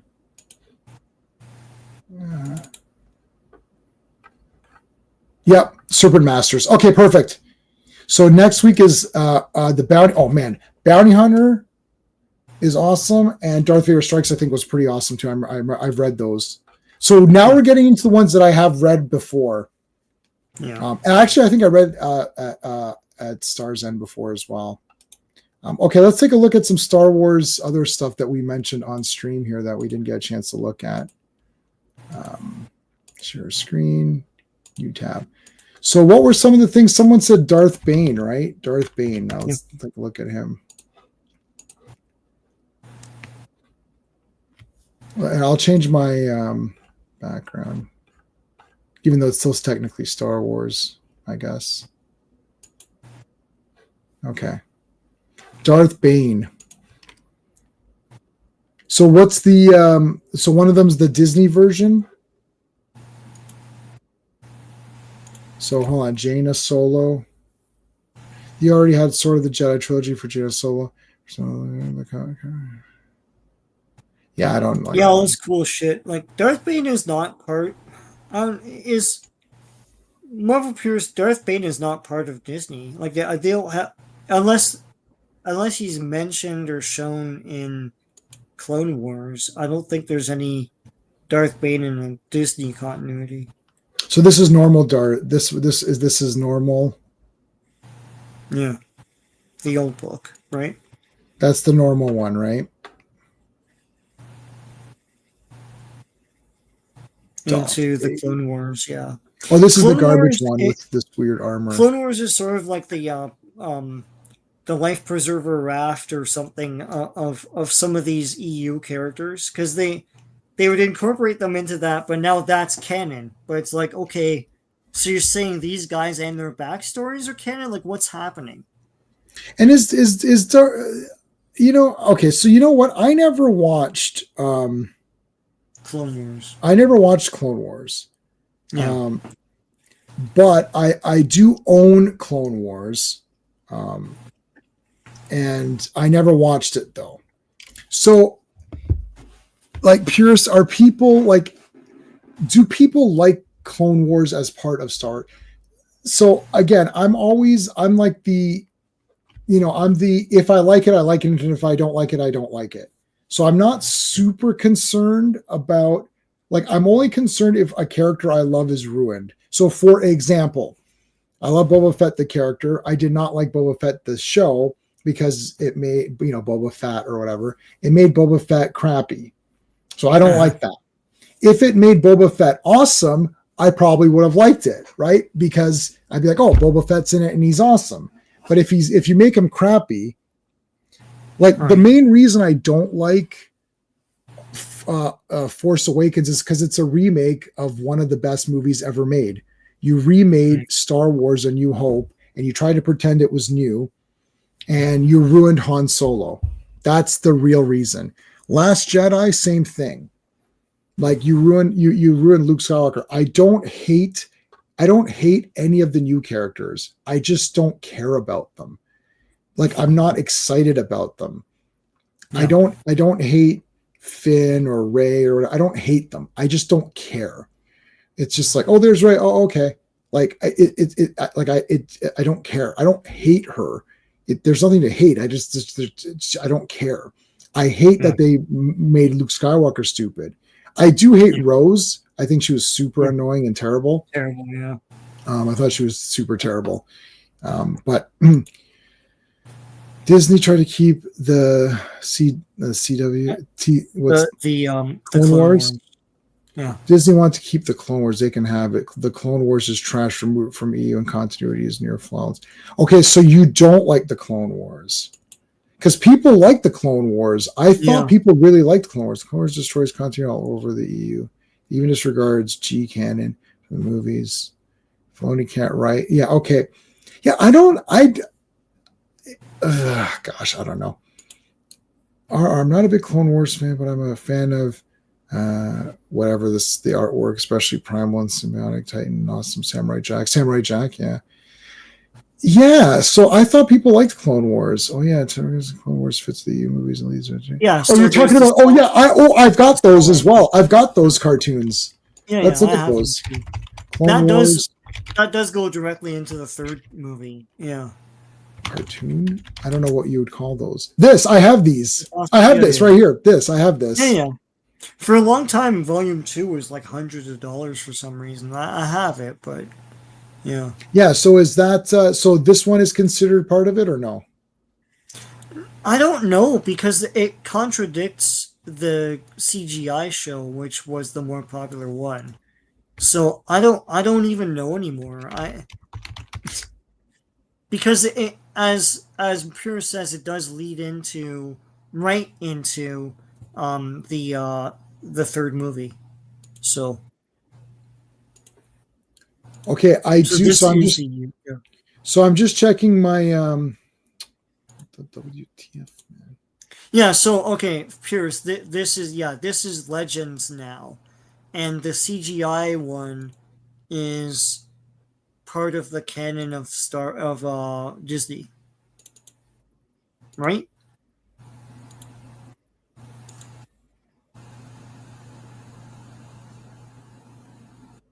Hold on a second. I don't know why this is being weird. Clone Wars. Okay. Yeah, I own I own this Clone Wars. I own this Clone Wars, like this cartoon one or whatever. I do have it. I have Volume 1 and I have Volume 2. Yeah. So this one is not. Yeah. So he's saying this is the colonial. This is in continuity. The Clone Wars. The other one isn't. Yeah, because a lot of people really liked Clone Wars. Like even like our buddies liked it. I think they all thought it was pretty neat.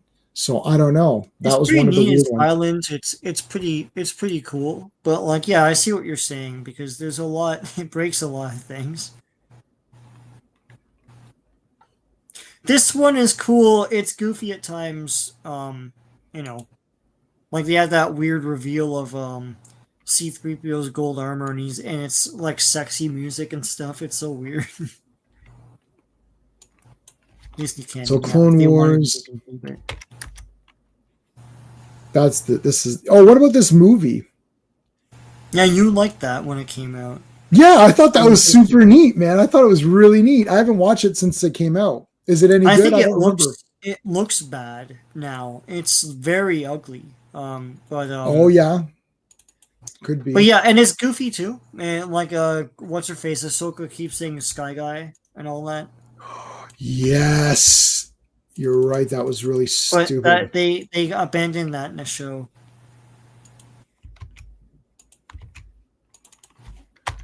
So seasons 1 to 5. Yes, Clone Wars. This is the Clone Wars movie. Clone Wars theatrical film. Because I'm trying to update my list here. Sorry. There we go. So, yeah, did people like this one? That movie, probably not. Vastly superior. He created his own. decent driver, so good. I don't like us. Hey, could not be reached. How's it going, buddy? All right, let's do the hot take of the day, or I don't even know it's a hot take. I don't like Ahsoka. She sucks. Can't stand her. I didn't like her in her own show. I only watched 6 episodes. I don't like her in this cartoon. You reminded me, Sean. She keeps saying Sky Guy. She sucks. Well, that was this movie, but I don't like her. Fit. She doesn't fit at all. It's like she's still like around during Star Wars, and where is she? You know, like what is this crap? Hey, I passed the pure. Dude, I passed the purist test. The purist test. I passed on that one. Yeah, she sucks. Can't stand her. Yeah. Agreed. Yeah, why is she? How is she around? I don't understand. So here's what turned me off on the Clone Wars cartoon. Firstly, to me, I'm gonna pull this. I'm gonna pull this, and then everyone's gonna go, oh. Star Wars is the live action movies. That's what I first think of when someone says Star Wars. I think of toys, live action movies, and the novels and comics that we just looked at. Cartoons, I do accept as a secondary for fun, like Ewoks and droids. So when Clone Wars came out, I thought, oh, this might be neat. I watched this movie. I thought it was pretty fun, but I didn't like Ahsoka. And then what happens was they had Ahsoka in it throughout the whole thing. And it's like he's training her. I was like, well, she's just going to die at the end of this because she's not in the next movie. So how are they going to explain all of this? And I was just like, I don't care. So I buy everything for collection purposes, though I did not buy I did buy Mandalorian, but I did not buy the other shows. I didn't buy Obi-Wan and stuff. Even for collection purposes, I didn't buy them. Go watch the go watch the 03 Clone Wars. Yeah, I've got those. And I did watch them, but I don't remember anything really. 2 is, you're right, Sean. Volume 2 is very difficult, but I do have Volume 2. Star Wars is Coke and Pepsi. Road to Zero Dawson's big celebrity crush of mine. Okay. Should have been awesome, but the writing was awful. I don't like her. I don't like Rosario Dawson anyways. You know why I don't like her? She was in Clerks 2, and I bloody cannot stand her stupid face in that movie. I hated her. And then I hated her as the nurse in Daredevil and all that. It's just sorry. That was R2. Did you guys hear R2D2? Yeah. Did you hear R2? Yeah. Oh, that's R2. My good friend reminded me to take my meds. So hold on a second. I got it. All right. I have R2 for my meds, and then I've got if you send me a message, and I've got C3PO. But I don't like Rosario Dawson. I didn't like, and she was in that movie Kids, and I saw a little bit of that movie that turned me right off. And then she was in Clerks 2, and I can't stand Clerks 2, and I don't like her as that nurse character in thingy. So the 2D Clone Wars, 2D also ties into the novels and the comics and movies, whereas the Clone Wars 3D version does not. Continuity is important. Yeah, so Clone Wars, how many? There's 5 seasons or something, right? But I've got something called Lost Missions. Yeah, that was an unproduced. It was like the episodes they could finish for the last season or something weird. I don't know. Oh no, but there's another season, isn't there? Yeah, then they made another season for Disney Plus. 7. Oh my 7, god. Yeah. Oh, you know what's so terrible? Oh, it's still Star Wars stuff. I should save this. I'll save this for Avengers. Remind me for Avengers. I watched. You guys know I love the White Vision. I saw the White Vision was in an episode of What If, and I made a promise to never watch any What If episodes after I watched season 1 and barfed, and then we couldn't clean the barf out of the couch, and then it's just like it's a whole thing now. So after I barfed and ruined the couch from watching season 1 of What If, I promised I wouldn't watch it anymore. But I had a barf bag, and I decided to watch the Vision one with the White Vision in it. Riri Williams beats up Vision, like wins against Vision. That's effing impossible. Yeah. So I just shut the episode off right there. Literally, dude, there is no chance in the universe that trash character can beat can beat friggin' Vision. Yeah. Yeah. And White Vision's more aggressive, right? Like he's like the more like aggressive Vision or whatever. It's like Jabba the Hutt.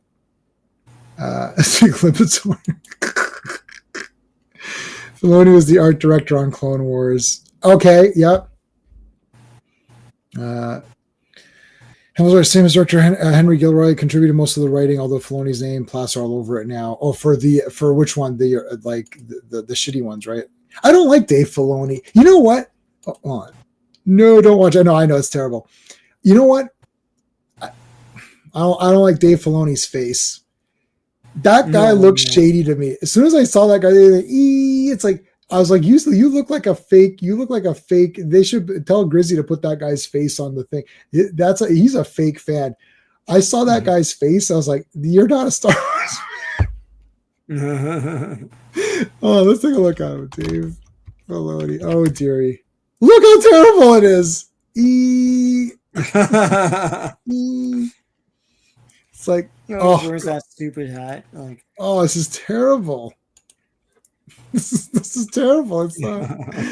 It's like it's just like, oh gosh, it's like I don't know. It's like that's like fake. As soon as I gotta tell you, I know like as soon as I saw that guy's face, I was like, that guy's face doesn't go with Star Wars. It doesn't look. It doesn't look good. It doesn't look good. Yeah. Like I was like. So someone's like, oh, we've got this new guy on board. Oh, yeah. His name is Dave. Oh, yeah, cool. And he's going to be doing so. Oh, yeah, let's send him to this. What does he look like? He's like, you're like, what the shit?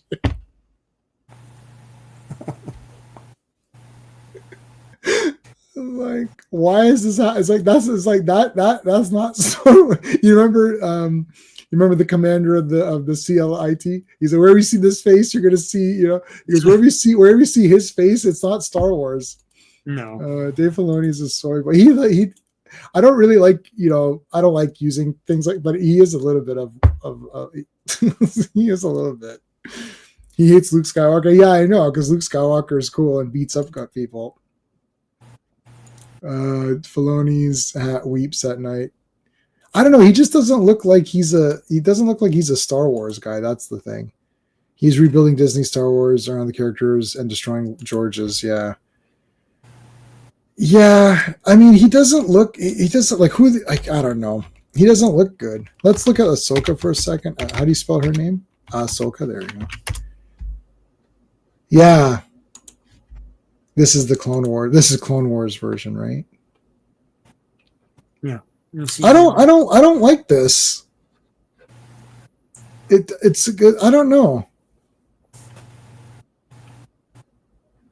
I don't like Ahsoka. I don't like her at all. She looks okay, but I don't. Mm-hmm.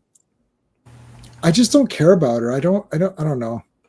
Yeah. I've got nothing against Dave Filoni either. I'm just being a troll. I'm just trolling a little bit. Yeah. He's just terrible with mental handicaps. Awful, yeah. Yeah. I'm just being a bit of a troll, but like it like the guy, he doesn't look like a star. Like the problem is he doesn't look like a Star Wars guy. Okay, look. No. My favorite movie of all time, Conan the Barbarian.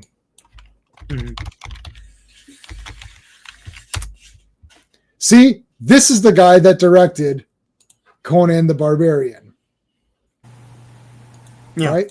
Like, so when you see this guy, you're like, yeah, that guy directed Conan the Barbarian, right? Like, yeah. That's like so the press release comes out. Just, ladies and gentlemen, we're just gonna the press release Arnold Schwarzenegger, famous bodybuilder who appeared in Hercules and whatnot, is doing his first major theatrical role. It's going to be Conan the Barbarian. Oh, like just imagine this happening, like the big press conference. So, ladies and gentlemen, we go Arnold Schwarzenegger. Yeah, so he's gonna be. It's like, and it's gonna be it's gonna be De Laurentiis and those guys. So those guys are pumped up. It's right. Yeah. It was directing the film. They come out like, and directing the film will be cinematic master Jean Emilios, and then it goes in. It's like, I'm going to direct. It's like, I'm gonna direct Conan the Barbarian, and we're gonna, and then it's like we got this new kid, Oliver Stone, taking a crack at the script. It's gonna be a good film. Got some got people lined up. Got some, and then it's like and then they're like, and the score, the man of the score who will do the music is Basil Apollodorus. Oh, it's like, and then what movies you got? Conan the Barbarian, right? Yeah. One of the greatest things ever achieved. And then it's like, you go, okay, guys, we're doing a new Star Wars thing. We've got a guy doing Star Wars. And we got, here he is, Dave Filoni. He looks embarrassed. He's like, it's terrible. He's like, I'm gonna make a Star Wars TV show. It's gonna have a lot of great characters. What are you talking about?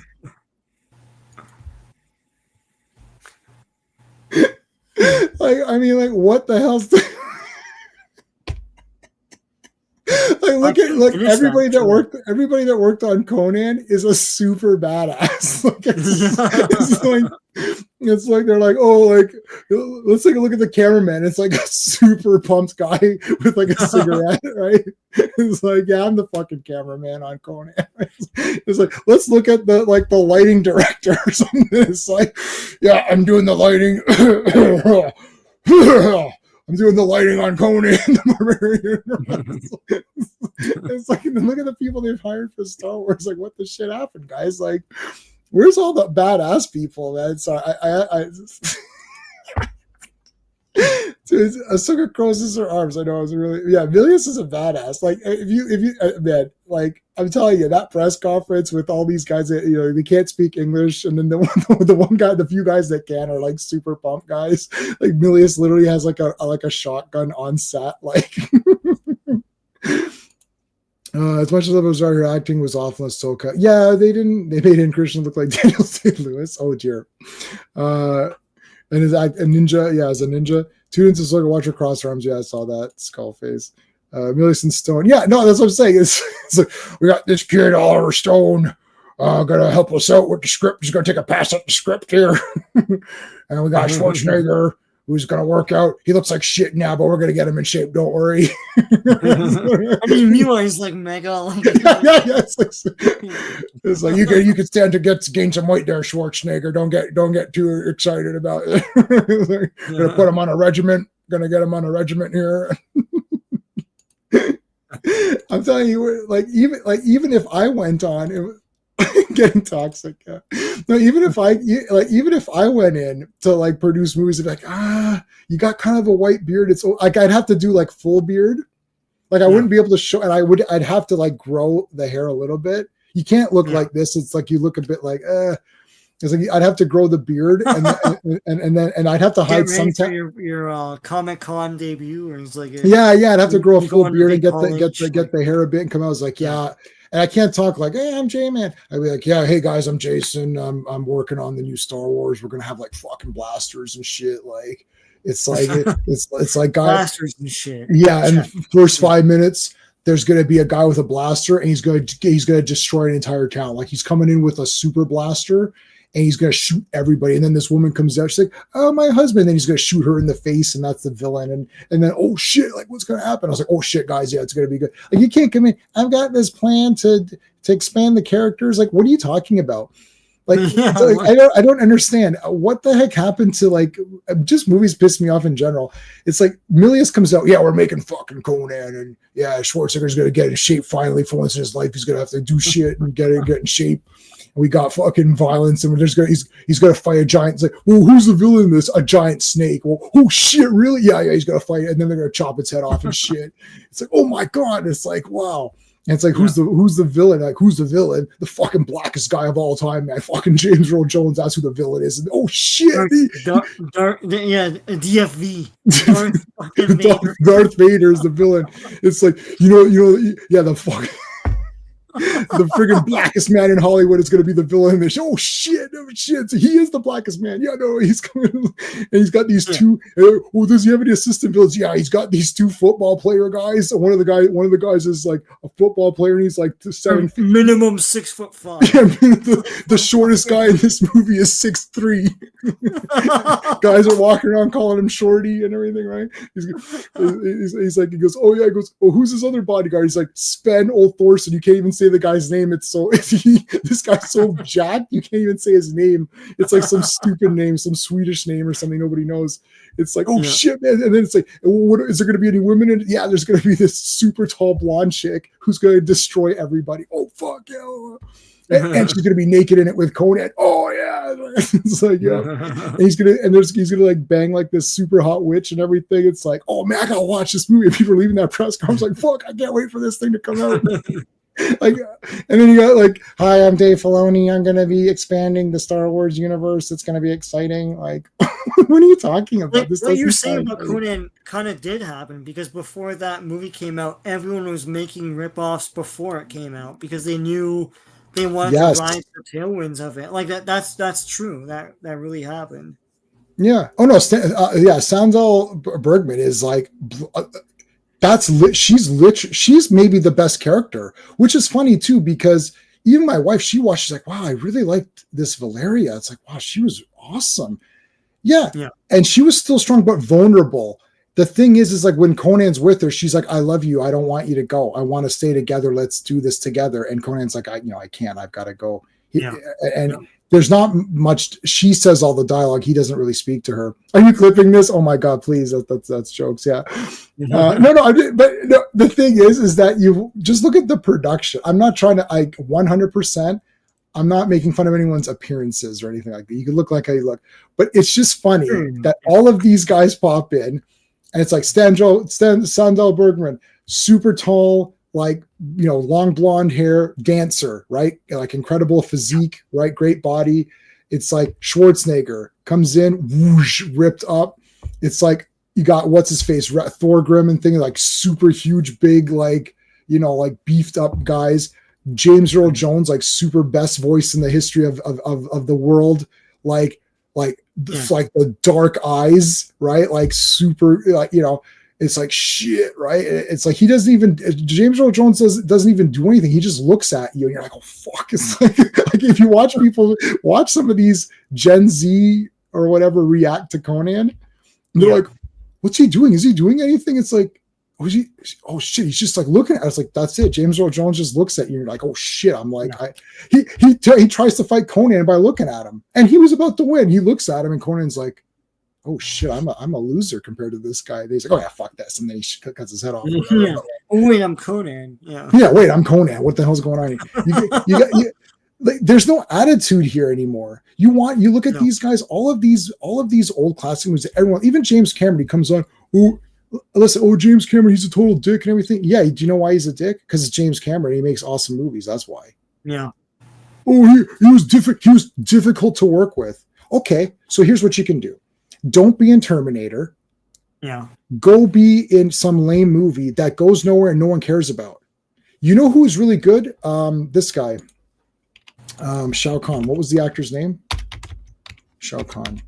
Mortal Kombat 2. What's his name? This guy. What's this guy's name? Oh, this actor. Oh, yeah. You so tall, you stole my father's sword. Yeah. So this actor, he's in Terminator Part 1. Right? So he's one of the punks. Remember in the beginning, like it's Bill Paxton, those guys, Brian Thompson, thank you. Brian Thompson. Okay. So if you want to see him in Terminator, so see, he's one of these guys, it's like, don't tell me your clothes are in the shower or something. Or I can't remember the exact time. So they talked to him on one of these crappier movies that I have, like one of these post-apocalyptic movies, one of these Seven films, Laundry, nothing clean. That's the one. Thank you, buddy.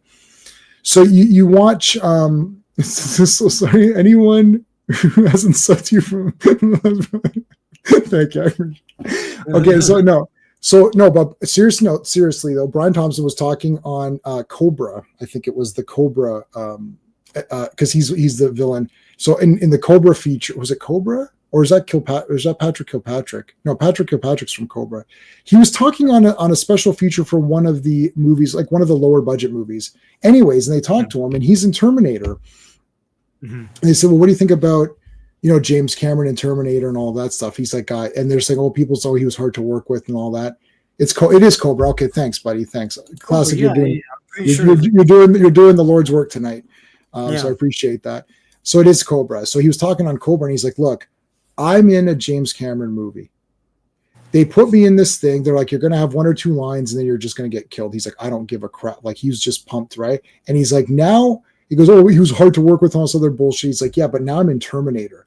He's like, I'm walking around. And I think he said this I'm not sure if he said this. I'm not sure if he said this in an interview, but it's like, are you in Terminator?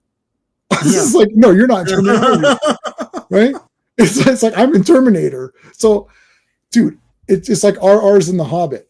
If I was in the Terminator, I would literally have that tattooed on me. I was in the Terminator. Like, who has two thumbs and is in Terminator? Me. Like, this guy's walking around saying, I'm in Terminator. He's not walking around saying, oh, James Cameron was hard to work with. It's like, I'm in Terminator, man.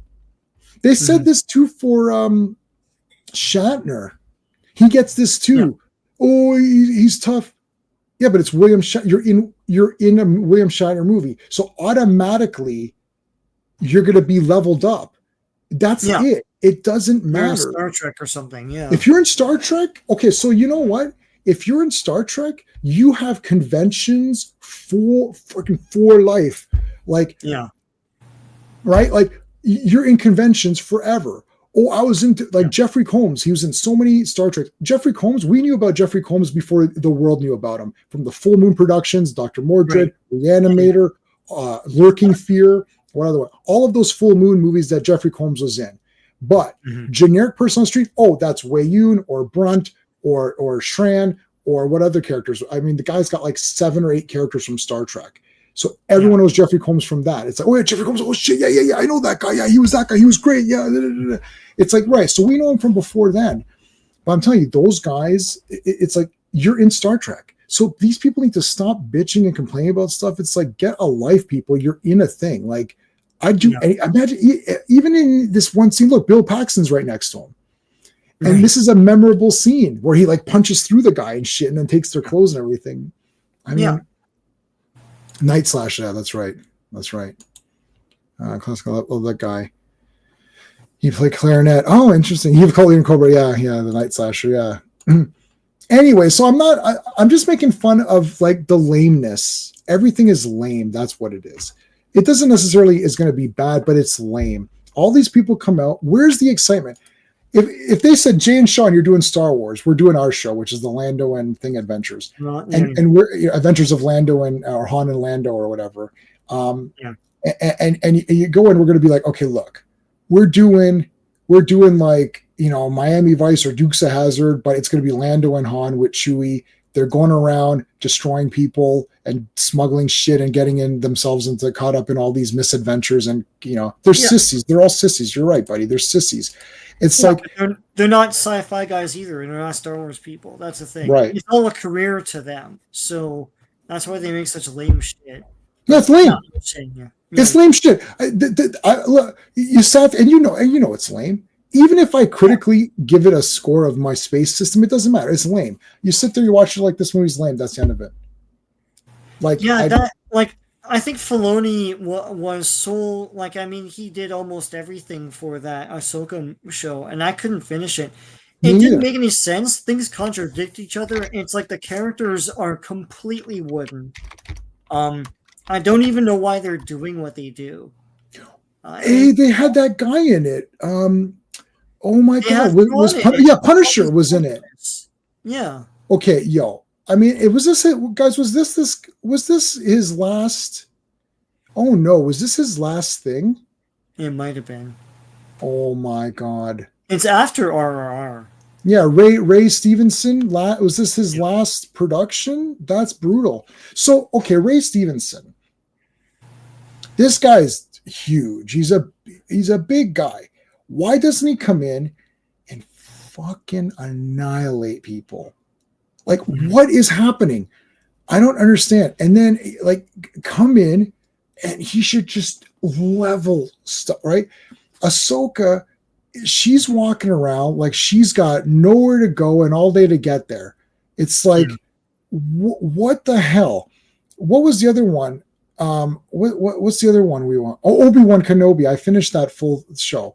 Obi-Wan Kenobi. There is nothing going on. It's all lame. Obi-Wan is sitting there cutting meat or something or whatever he's doing at that factory. Yeah. Dude, why do I want to see Obi-Wan walking around working at a factory? Like, I can't believe, like, I watched the first episode. I was like, I can't believe this. And then, oh, it got worse. I don't care. It was already bad. He's walking around and it's like, oh, the little girl's Leia's running around. It's like, well, then get her ass back. Like, I don't understand what's happening. It's like, why is she running around like an idiot? Well, these guys captured her. Well, how'd they capture her? Oh, they ran after her in the forest. You know how people got captured in our times? Here's what would have happened. Here's what would have happened if this was an 80s movie. Leia's at home playing with her dolls. A bunch of guys show up and blast the shit out of all of her family members and kill all of the guards, like all of the guards that are at her place. They slaughter them all. They grab her like, listen, bitch, you're coming with us. They throw over the shoulder and they leave. And everyone is dead. And then one of the handmaids or something, handmaidens is alive. Oh, and then she crawls to safety. And then she crawls and then goes, Obi-Wan, like presses the thing. Obi-Wan, they took Leia. And then she dies, right? And then Obi-Wan's like, what happened? What happened? Then Obi-Wan flies over. He comes in. He sees that Leia's family has been slaughtered. All of the guards are dead. They blasted the shit out of everything. And he's like, what the heck? They got her. Oh shit, they got her. And then, one of the guys dropped a thing for ransom or something. He picks it up. He's like, okay. And then he's like, oh, I know this symbol. And this is the symbol of then you make up a thing. You make up a Star Wars thing. This is the Kidnappers Guild. I don't know, make up some name. So kidnappers are like, oh, I know these guys.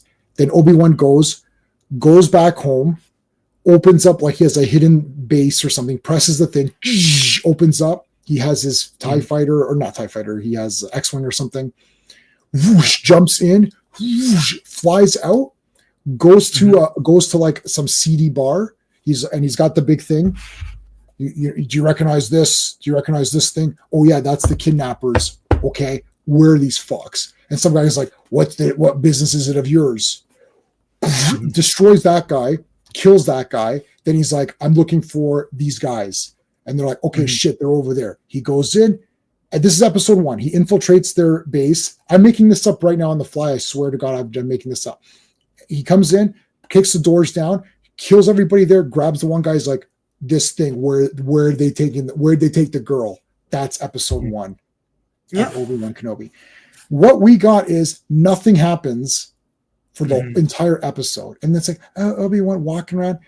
Where's your sense of action and adventure? This is it's Star Wars. You're not supposed to be knitting and cutting meat and stuff. I can't believe. And the girls are like, oh, it's so cute. Look, they captured. They capture her. This is not threatening at all. Like, these people don't know how to make action entertainment that's exciting. Like, I'm telling you, I just watched the lore episode, Data Lore, Next Gen. Yeah. Lore comes in, and now he's not going to kill everybody because it's a show and it's a recurring cast. He like destroys everything, depowers Data, impersonates him, tricks Riker, tricks Picard, takes over, and then he's like, I'm going to fucking shoot your son in front of you to Wesley, to the mom. And then the mom, he's like, get out. And then she goes out and he blasts her in the arm. He got Beverly in the arm, man. I was like, this Lore's a piece of shit. Like, screw this guy. He's like, and then he's calling that crystal being. He's like, it's going to eat everybody. I was like, oh shit. Like, okay, now it's Star Trek. It's a TV show. It's made for families. That's about as badass as you can get, but it's pretty badass. Yeah. If Lore showed up in Star Wars, he would kill everybody because they're so incompetent. I don't know. I just made up that story. Does that sound like a better first episode? And then you're not breaking. I mean, I don't know if you break canon or not, but whatever. Where is the excitement? You'll be coming back until someone remember seeing Leia. Yeah. Yeah. Dave Filoni can call me. I'm not going to tell him how to write Star Wars. I'm going to tell him how to write something exciting that people want to watch. So after you watch that episode, here's your takeaway from the J-Man version of that episode. First of all, these kidnappers are a piece of shit. They just killed a bunch of like handmaidens. They killed a bunch of like royal family helpers and killed royal guards, killed Leia's parents or whatever. So they're asswipes. They need to die. Next, you see that Obi-Wan is a man of action. He could still pretend to work at the factory because he's undercover, right? He's pretending to be, oh, I'm just this lowly guy, leave me alone. Da, da, da. But then it's like, oh, call to action. Whoosh, take the hood off. Let's go. Because like you know what I mean? He's like he was waiting, like he's waiting for an action thing to come up, right? Yeah. And then he's got his hidden base. It opens up and there's a blaster. You know, like puts the blaster in, hooks that up, pulls the thing down, opens up, fucking ship comes out, like jumps in, hyperspace. Go, oh fuck, here we go, right? And then he comes in. He's like, "Where's this one? Where's this? I got this thing. Where is it? Fuck, I don't know. Who's this guy? What do you care? You know, the tough guys come up. What do you want, old timer? You know, or whatever. What do you want, buddy? You're not fucking belonging in here." Like destroys all. Like, oh fuck, this guy's a Jedi. What the shit? And it's like, where's the girl? Oh fuck, I don't know. These guys took her, right? You know, you get one guy's like, where's she? Oh, over there. He goes over there. Like, no Jedi mind tricks, none of that stuff. He's on a mission. He destroys all these people. And then it's like, then they're like, okay, she's in the K73 system. I don't make something up, make a word up. She's in the system. You better be right. And then that's episode 1. Then you're like, oh shit, he just destroyed everybody here. What the hell's he gonna do? Like, you're like, what is he gonna do when he gets to that system? Because he just annihilated everyone here. Like, and these aren't even the main bad guys, right? Yeah. Who's the main bad guy in Obi-Wan? Reva, no? Oh, is Reva? Oh yeah, Reva was. And then she turns good because whatever. I'm gonna make Reva my wallpaper. Her or like the first and third brother and second sister and whatever. Oh yes. Those guys. What are those people called? Inquisitors or something? I think the Inquisitors, right? Obi-Wan Kenobi Inquisitors. Let me see them. Let me take a look at them again. Yeah. These guys. Okay. Yeah. Here's the toys. Here. This is them. Okay, so let's take another couple minutes before. Let's take a look at these guys. So I would have made Reva. I would have made her. Obviously look cooler. This guy isn't so awful. This guy looks okay. Okay, so they're not terrible. So what you do in the next episode is he goes to that system, and Leia was just there, but they moved her or something, right? The kidnapper guys that we saw in episode 1 are there. He kills all of them, except for the one. You got to keep one guy alive or whatever. And then he takes that guy with him. He's like, he goes, I'm not doing this information. You're going to show me where to go. And then he's got a hostage and he can take that guy. And maybe if you want to introduce a new character, that guy could be a guy who is like, more of like a shyster, not an evil guy, but maybe he's like some sort of shyster guy who's like, oh, I was just working with them. And, like one of these like slimy guys, you know what I mean?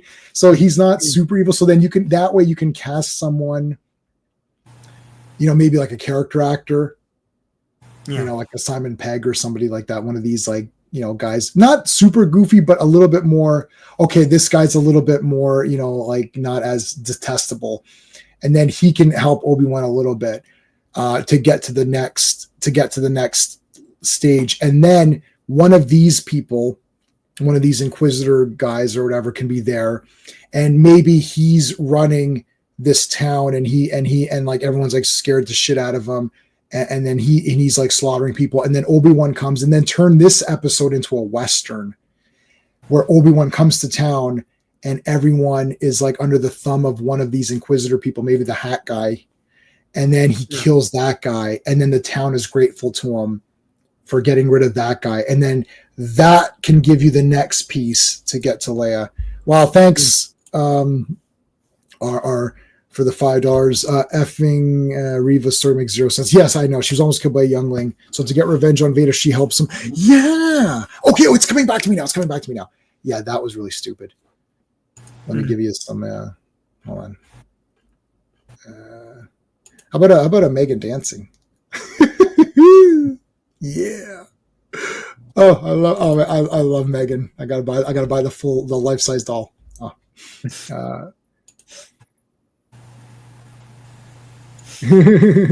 And Sophie, thanks. Thanks. R. Yes, I would not have. There's no backstory for the bad guys. So none of these people, these 3 Inquisitor people, have backstory. So the Hat guy is killed in the 2nd episode, and he's running a town, and then that can connect to the next episode. I'm not going to write the whole series for you, but that's the way I would approach this if they're asking me to do Obi-Wan Kenobi. And you're saying, because what's the stipulations? It has to be after episode 3, right? Yeah. So if they say you have to do after episode 3, but you can't have, obviously Leia can't die. She'd have to have her mind wiped or something, though, because she doesn't know like in episode 4, they don't even really get a chance to really interact, Obi-Wan and Leia. No. So how would it doesn't even really work. I don't know. It doesn't make any sense. I'm not going to make any sense of it. I don't care. It's not part of the story to me. Yeah. It's not Star Wars. Yeah, it's actually really, really bad. Oh, what did RR say about TNG? When they re-encounter the crystal entity and that lady destroys it, Data Picard get all bent out of shape after that thing was eating. Yeah, I know. Give me a break. Come on. Yeah. I missed a lot of comments during my rant here, but if I'm trying to go back and see. Okay, I missed a lot of comments, but anyways, yeah. So the problem is that the entire show is messed up because you're right. He can't rescue Princess Leia. It would have to be something else. He'd have to do something else. It can't be Leia because she's not doesn't really seem like she's familiar with him. Yeah. She only heard of his name because of her father, right? Yeah, it sucks, man. But listen, if something's not in continuity and it breaks continuity, but at least if it's an awesome show. So I'm more about watching the show and let me see because to me, all Disney Star Wars is fake anyways. Like all Disney Star Wars to me is fake. So it's already fake. Now that it's fake, I'm only going to watch it as is this a cool show? Right. And I thought Obi-Wan, the character, came out looking like crap. And I liked Obi-Wan in the prequels. And now they made him crap. Who's the other person? Ahsoka. She seems lame and boring. What other shows were there? Acolyte, everybody there was garbage. What's the other one? What other show was there? Bad Batch. I watched maybe 2 episodes. I just didn't care about those clone people. Yeah. What other ones were there? Boba Fett. That was terrible because it ruined Boba Fett. Did I miss anything? I didn't watch any of those Tales of the Whatever things. There's all these Tales of the somethings, and I didn't watch any of that. I didn't watch there's animated one. There's anime versions too. Did you watch any of those anime ones? No. I don't care. I didn't watch those either. So anyways, maybe I'll watch Clone Wars, maybe I won't. But I'm not going to watch it anytime soon. Guys, this Sunday, 20 years of Batman Begins. Wow, it's been 20 years since Batman began. Yeah. He began 20 years ago. Monday, we're back again for Avengers, and this is a bloody hot ticket. Who is Yellow Jacket? It's pretty obvious. It's pretty goddamn obvious. It's so obvious that after reading it, Yahoo Serious changed his name to Yahoo Obvious. So that's what's going on my channel. Sean, what's going on your channel?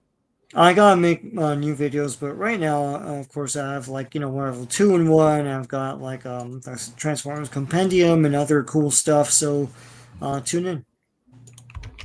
All right, people, if you're watching from Sean's channel, I would appreciate it if you would subscribe to me. And if you're watching from my channel, then I would appreciate you subscribing to Sean so we can help each other out. That's how it all goes here. And I apologize for that really long ass rant at the end there, but I thought I don't know. I got inspired. Plus looking at John Milius gets me inspired. It's like cigar and a shotgun. You're like, this guy's. It's like, I'm gonna do a quiz. Who directed Conan the Barbarian? I'm gonna put Dave Filoni's face. I'm gonna put John Milius. I'll put like some other lame ass people. This guy directed it. That's who. Anyways, thanks RR for the super chats. Thanks everybody in the chat. This is a lot of fun. Got all that. I also like, our buddy passed away, and I'm just like in a mood. So I'm just like in a pissy mood. I'm like, you know what? Yeah. F this necessary rant. Thank you. That's right. Yeah, if you can. Oh, you can't be there. Okay, yeah. Yeah, that's cool. Or well, we're gonna do Speed Racer in a couple weeks, right? Or whatever date you told me. We're gonna do Speed Racer, so looking forward to that. All right, folks. Thanks for watching. I will see you on Sunday. Bye. Hey friends, you've just been listening to J-Man, and he is the smartest person who ever lived. So make sure you like and subscribe.